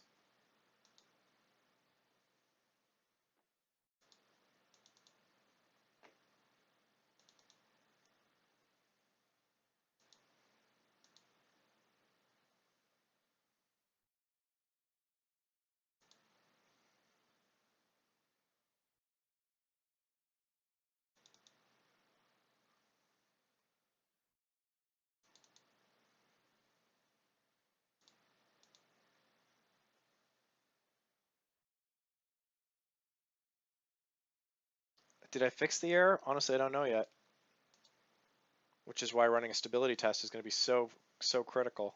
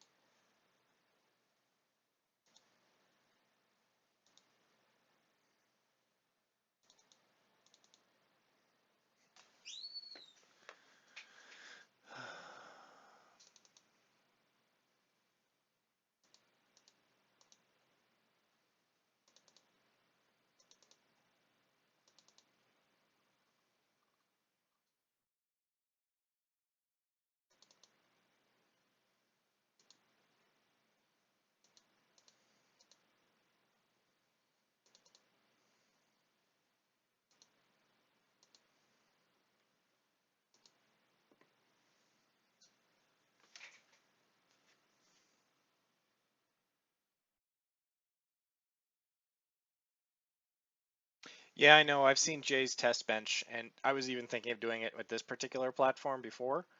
Um, See, the difference is those guys tend to actually build enough. If I'm building, hell, if I'm building one machine a week, then it's worth me setting up a test bench.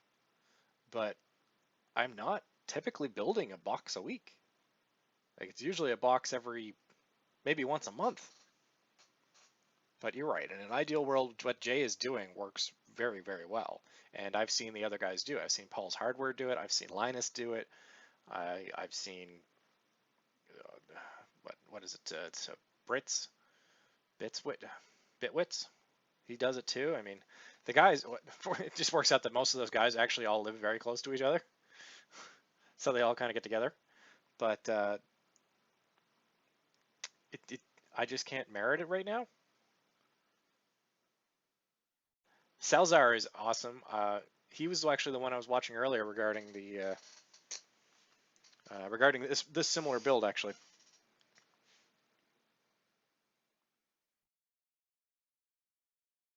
I certainly hope this RAM ends up working because it works out that the compatible RAM for this board won't fit with the CPU cooler because the RAM heat sinks are too high.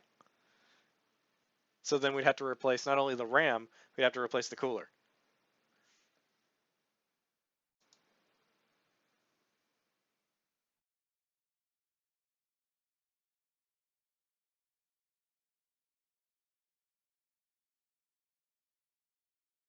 Why is Salazar getting hate on lately?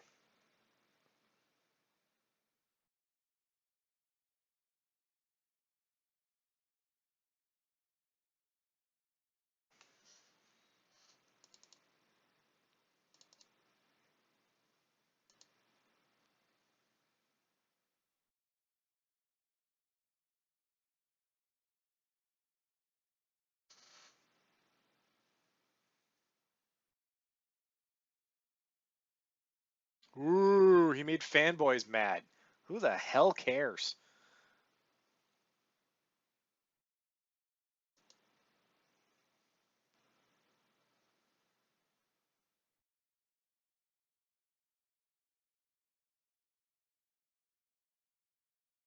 As long as what he provides is honest, it's true, and at least he can scientifically back it up. Which is why I really enjoy watching his videos. He puts the science into everything, and the math, and the physics. So you know what? Fanboys can just go away.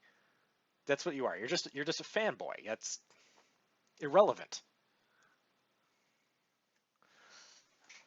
Oh, are you talking about his all-in-one cooler failure video that he did? Yeah, he's right. He's completely right. That is the science behind how thermodynamics works. It, he was haters gotta hate, and fanboys are just not going to be properly educated on the situation. So I don't know why. I don't have an issue with him. I talked to him. I thought it was great.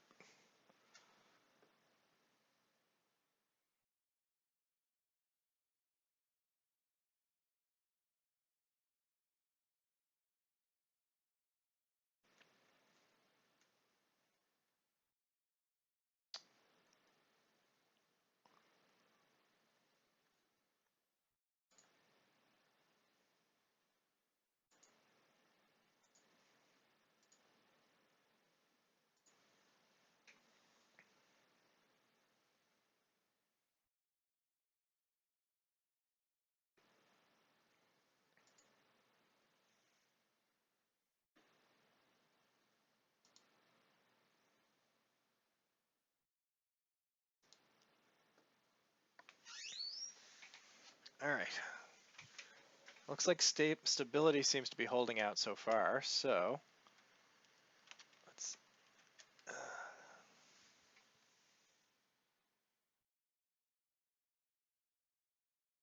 There we go.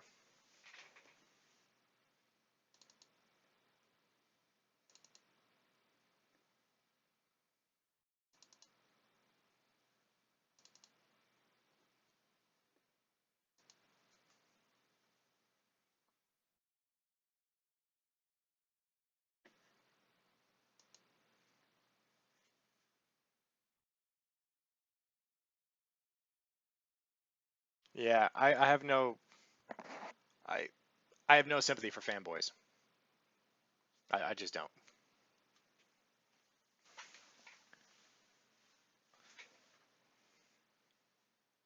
I mean, you look at it this way. I'm an Intel fanboy in that I will always build on Intel because it is a tried and true tech for how I use my tech. Does that make me a fanboy? Not really, at least not from my perspective. But here I am building on an AMD box, and if anybody came to me and said, "Hey, would you build on an AMD box?" Sure. What difference does it make? It's what the person who's going to use the tech needs.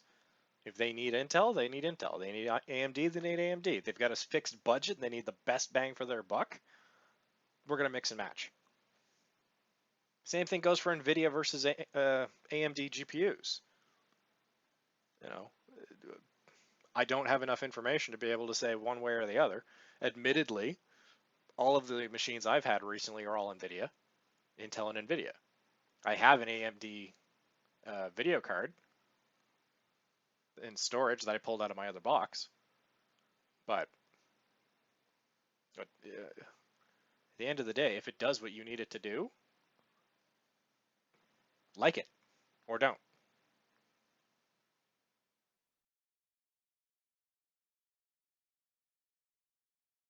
No, I don't. I just don't get fanboys.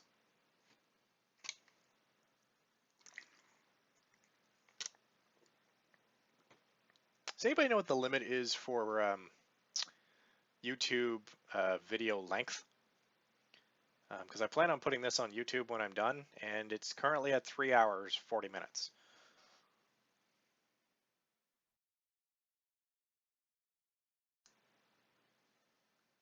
Yeah, AMD right now has the best bang for the buck, hands down. And that's been true for quite a while, that AMD has always had the best bang for the buck.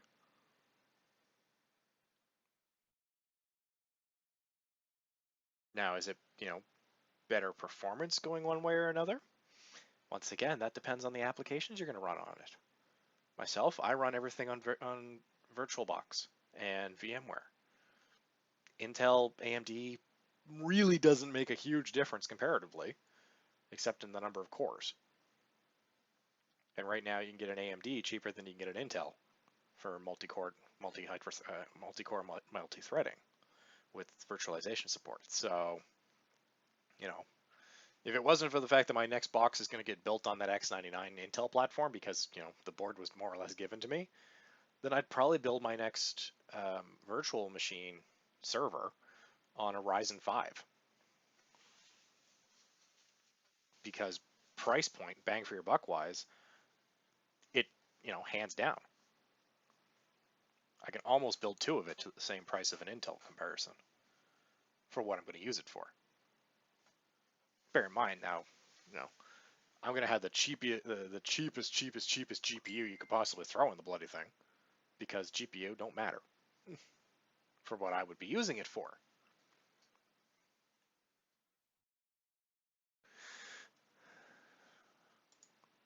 Honestly, I don't know what games this my client for this machine is even going to run.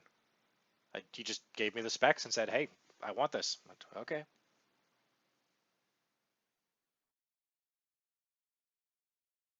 Even my new box is going to have an NVIDIA GTX 970.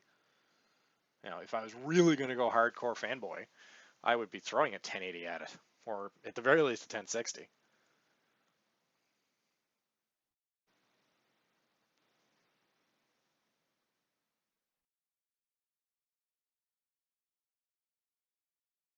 Okay, yeah, that's fine. Thanks, AR. I mean, I'm just gonna upload it from Twitch anyway.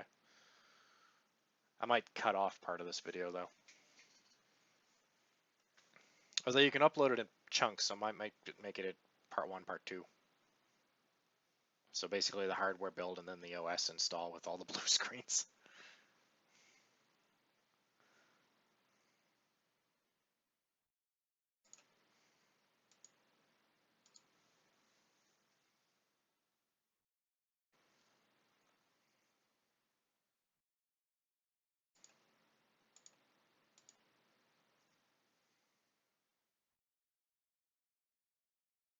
Why is this once again back to G-Skill? Oh, that's why. Hang on.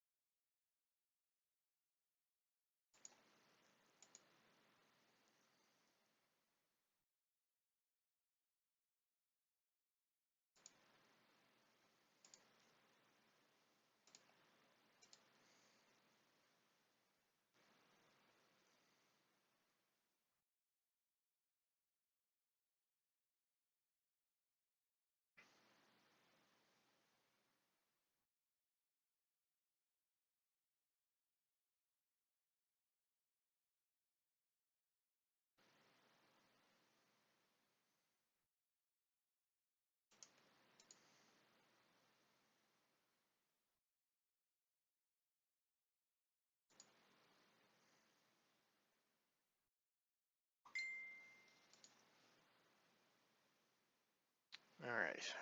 Let's see if Crucial. Let's see if this memory is on the supported list.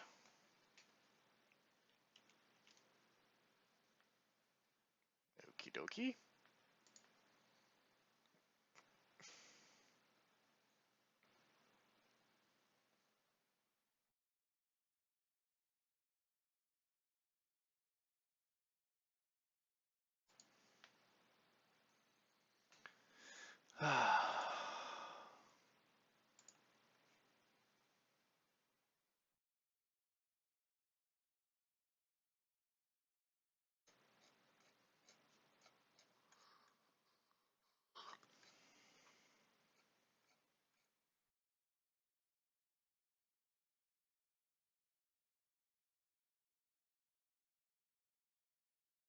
Wow.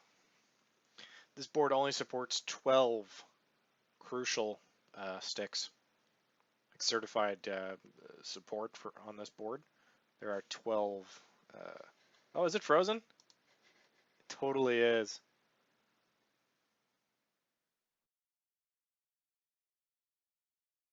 Oh my God, seriously? Oh, that's priceless.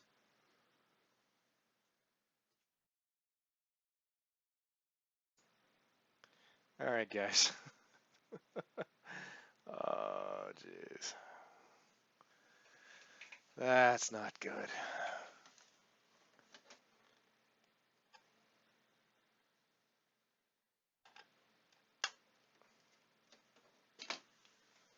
That's not good at all.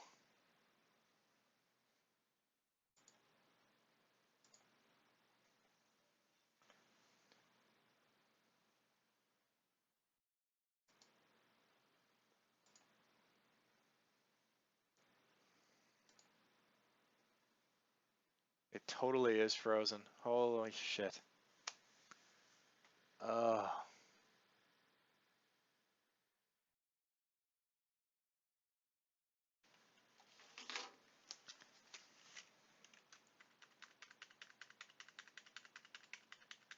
It's locked up cold. It's not doing anything.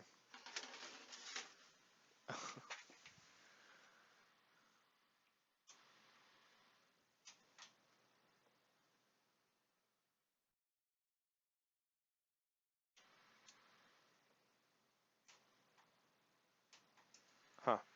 I have to check those front pins because that's not responding.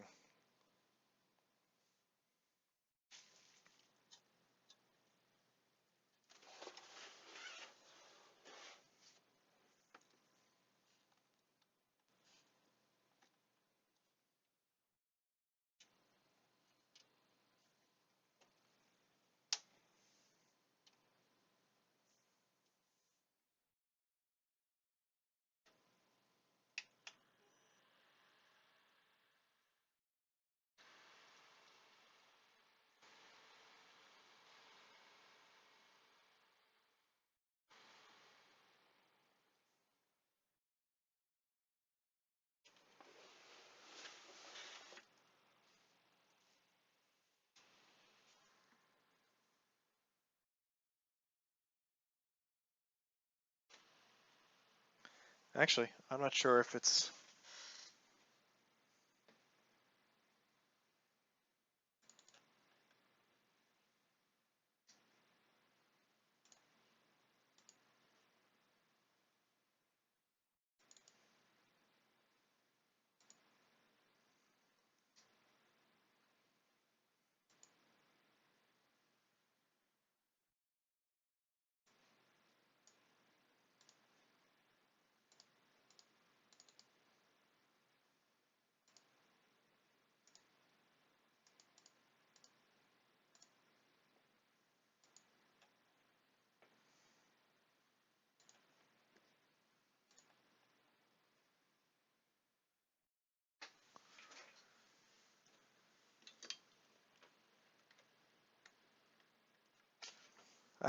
Okay, now there's the capture card.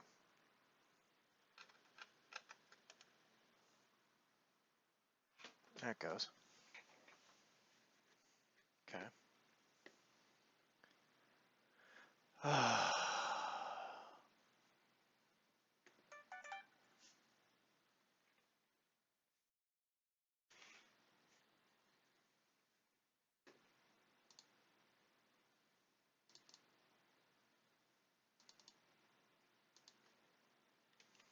Oops.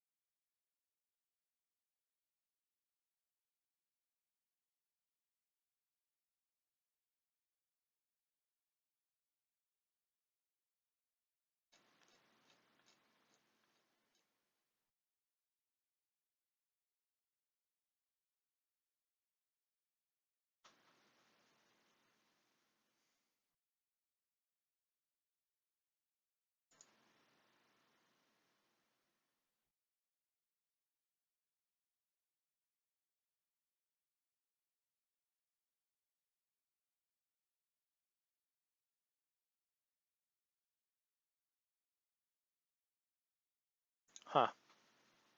I'm not sure if this means anything, but I'm looking on the MSI website right now for this motherboard, and they've got CPU support, they've got memory support. They have VGA support. Anybody want to take a wild guess what's not listed on here? I'll give you a hint. It's the video card that's in this friggin' thing right now. Which should make no difference to the current stability, I might add, because it's not even installed.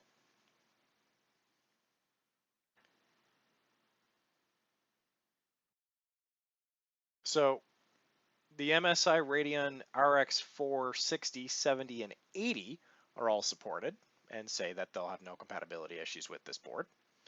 But apparently the 580 from MSI is not. What the hell does that mean?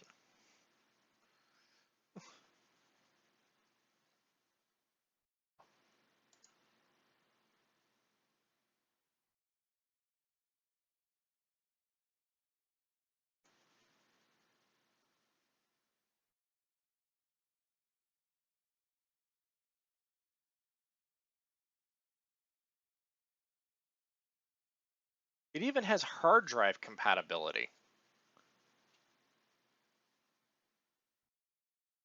Not like the M.2, but like actual SATA hard drive compatibility.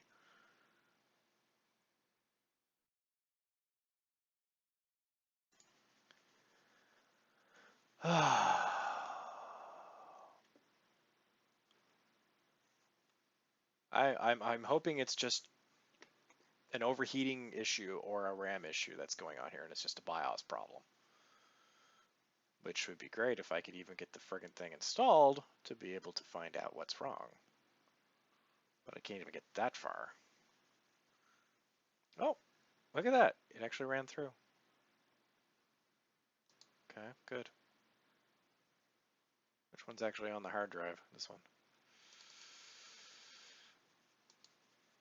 Okay.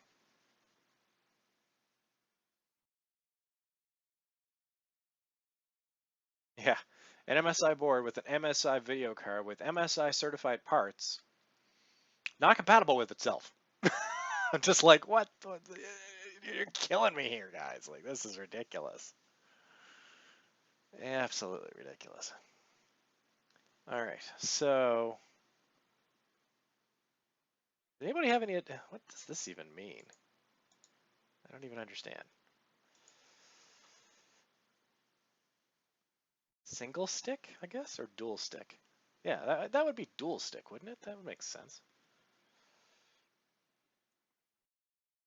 I I haven't built, ironically, I haven't built an AMD machine in about 10 years, and the last time I built an AMD machine was on MSI.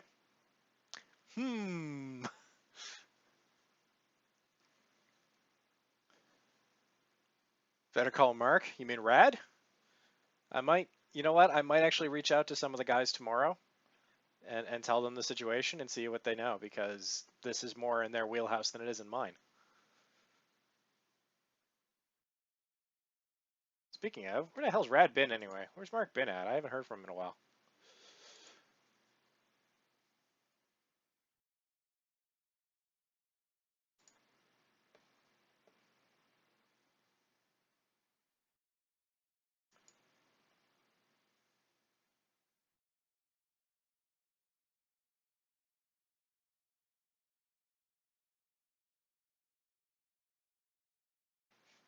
Well, that's good to hear. I mean, he hasn't been streaming, so I didn't know what was going on with him.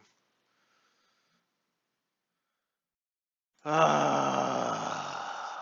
know what? I'm going to look specifically for RYZEN compatible memory that has no heat spreader on it, or has at least a low profile heat spreader on it.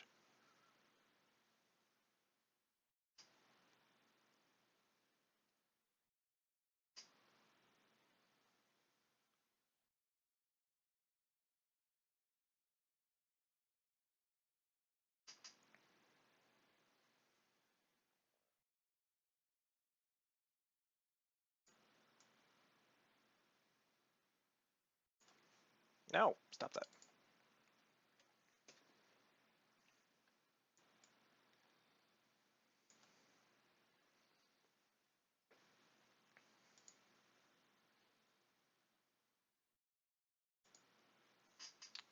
All right, let's see. Corsair. I always had good experience with Corsair product. And Corsair has a lot of options on this list.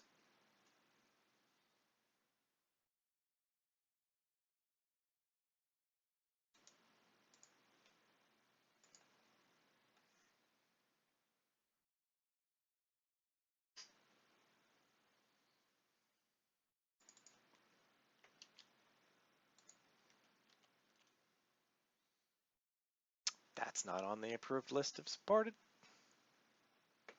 God friggin' bloody hell.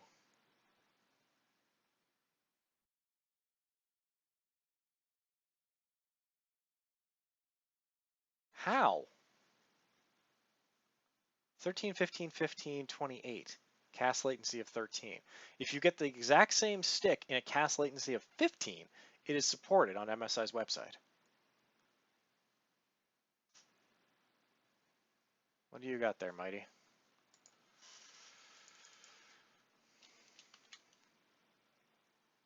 Eight two E16820236164.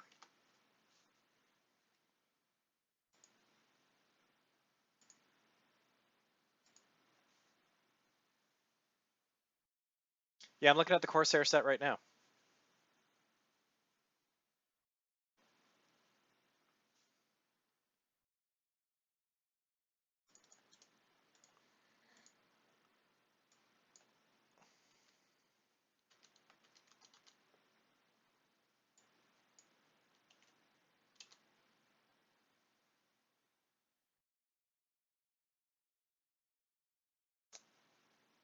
The only problem with that one there, Mighty, is I'm in Canada, so I have to order it from the US, first off, which means I'm going to have to wait for it to get here, of probably almost about a week.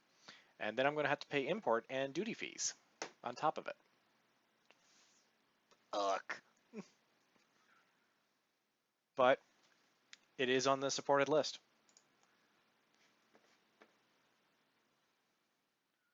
So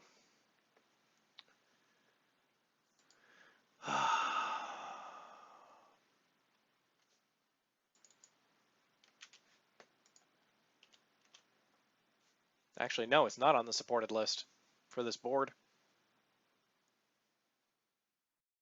Which I'm pretty sure that the supported list for this board is just FooBird.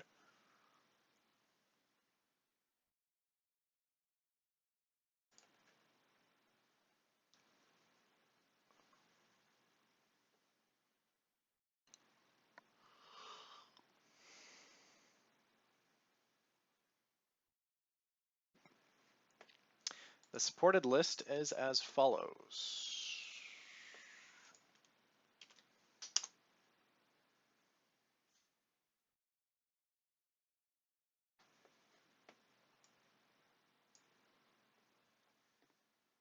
Cannot be installed. Windows cannot find required files to complete the requested change. Make sure you're connected to the internet? Really?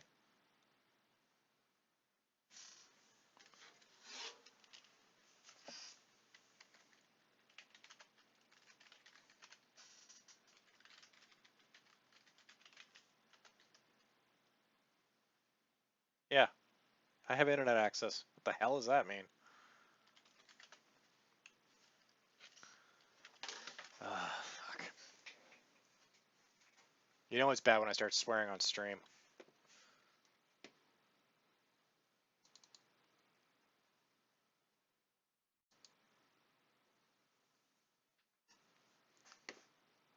Just give me Chrome. That's all I need for now.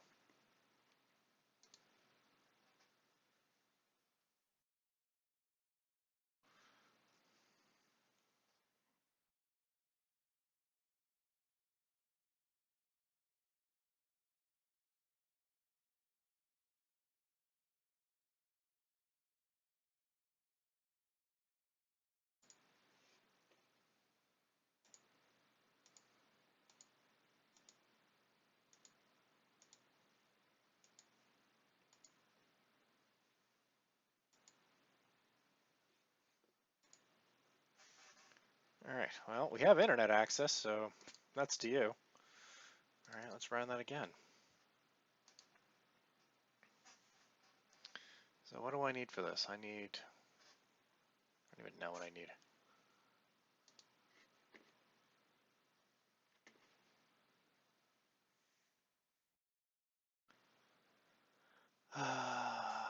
Let's try running it one more time.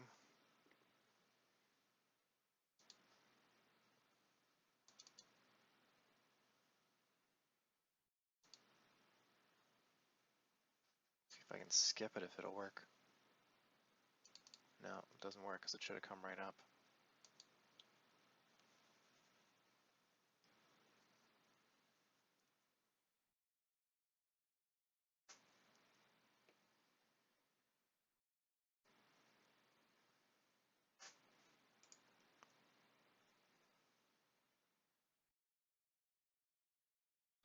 Well, the good news is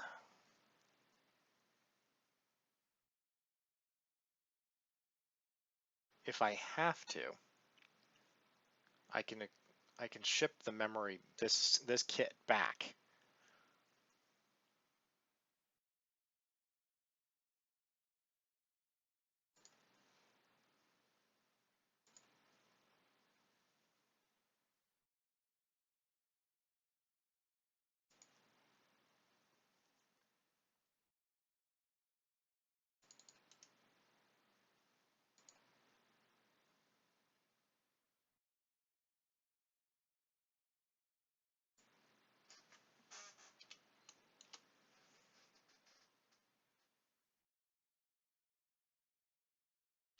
Wow, that's expensive.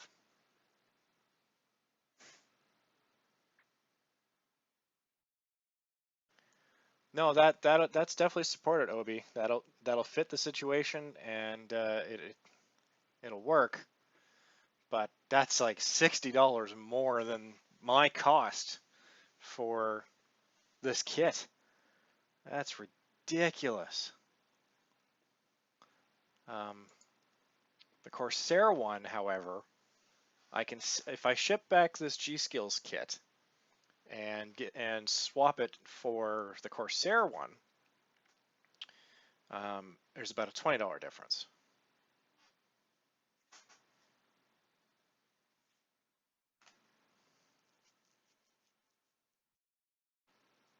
Which I might end up doing, because if this continues to fail, like I can't even, if this won't run, like I can't, god damn it, like this is freaking annoying.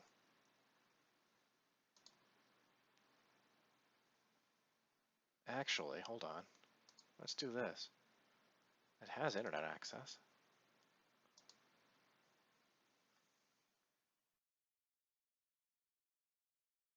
Where is it?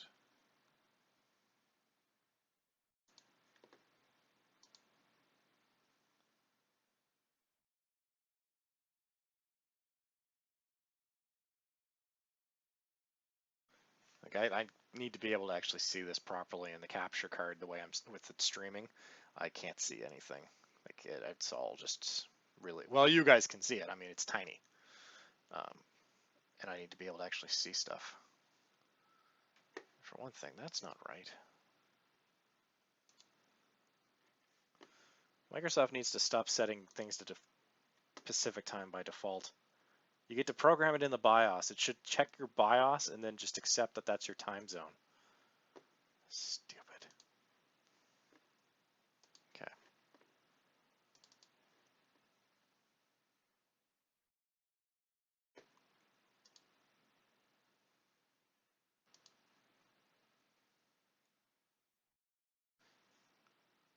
Yeah, I know, guys. You're probably right, and I'm gonna drop off stream, and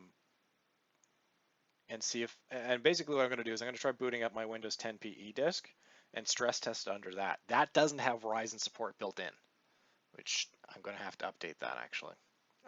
But I'll be able to run mem tests on it, and it'll tell me from a stability standpoint what's failing.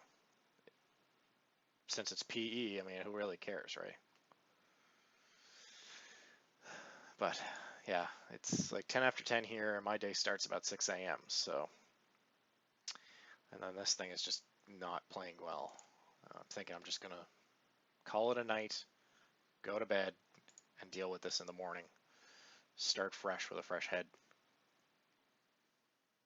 But so far, yeah, it looks like I'm just gonna have to get another set of RAM for it. Cool beans. All right, guys.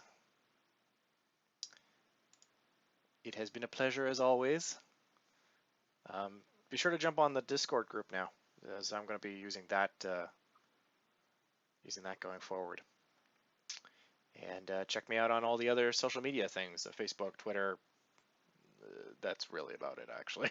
It's either Twitch, Facebook, Twitter, and I guess now I'm using Discord. Anyway, I'll chat to you guys later. Have a good night.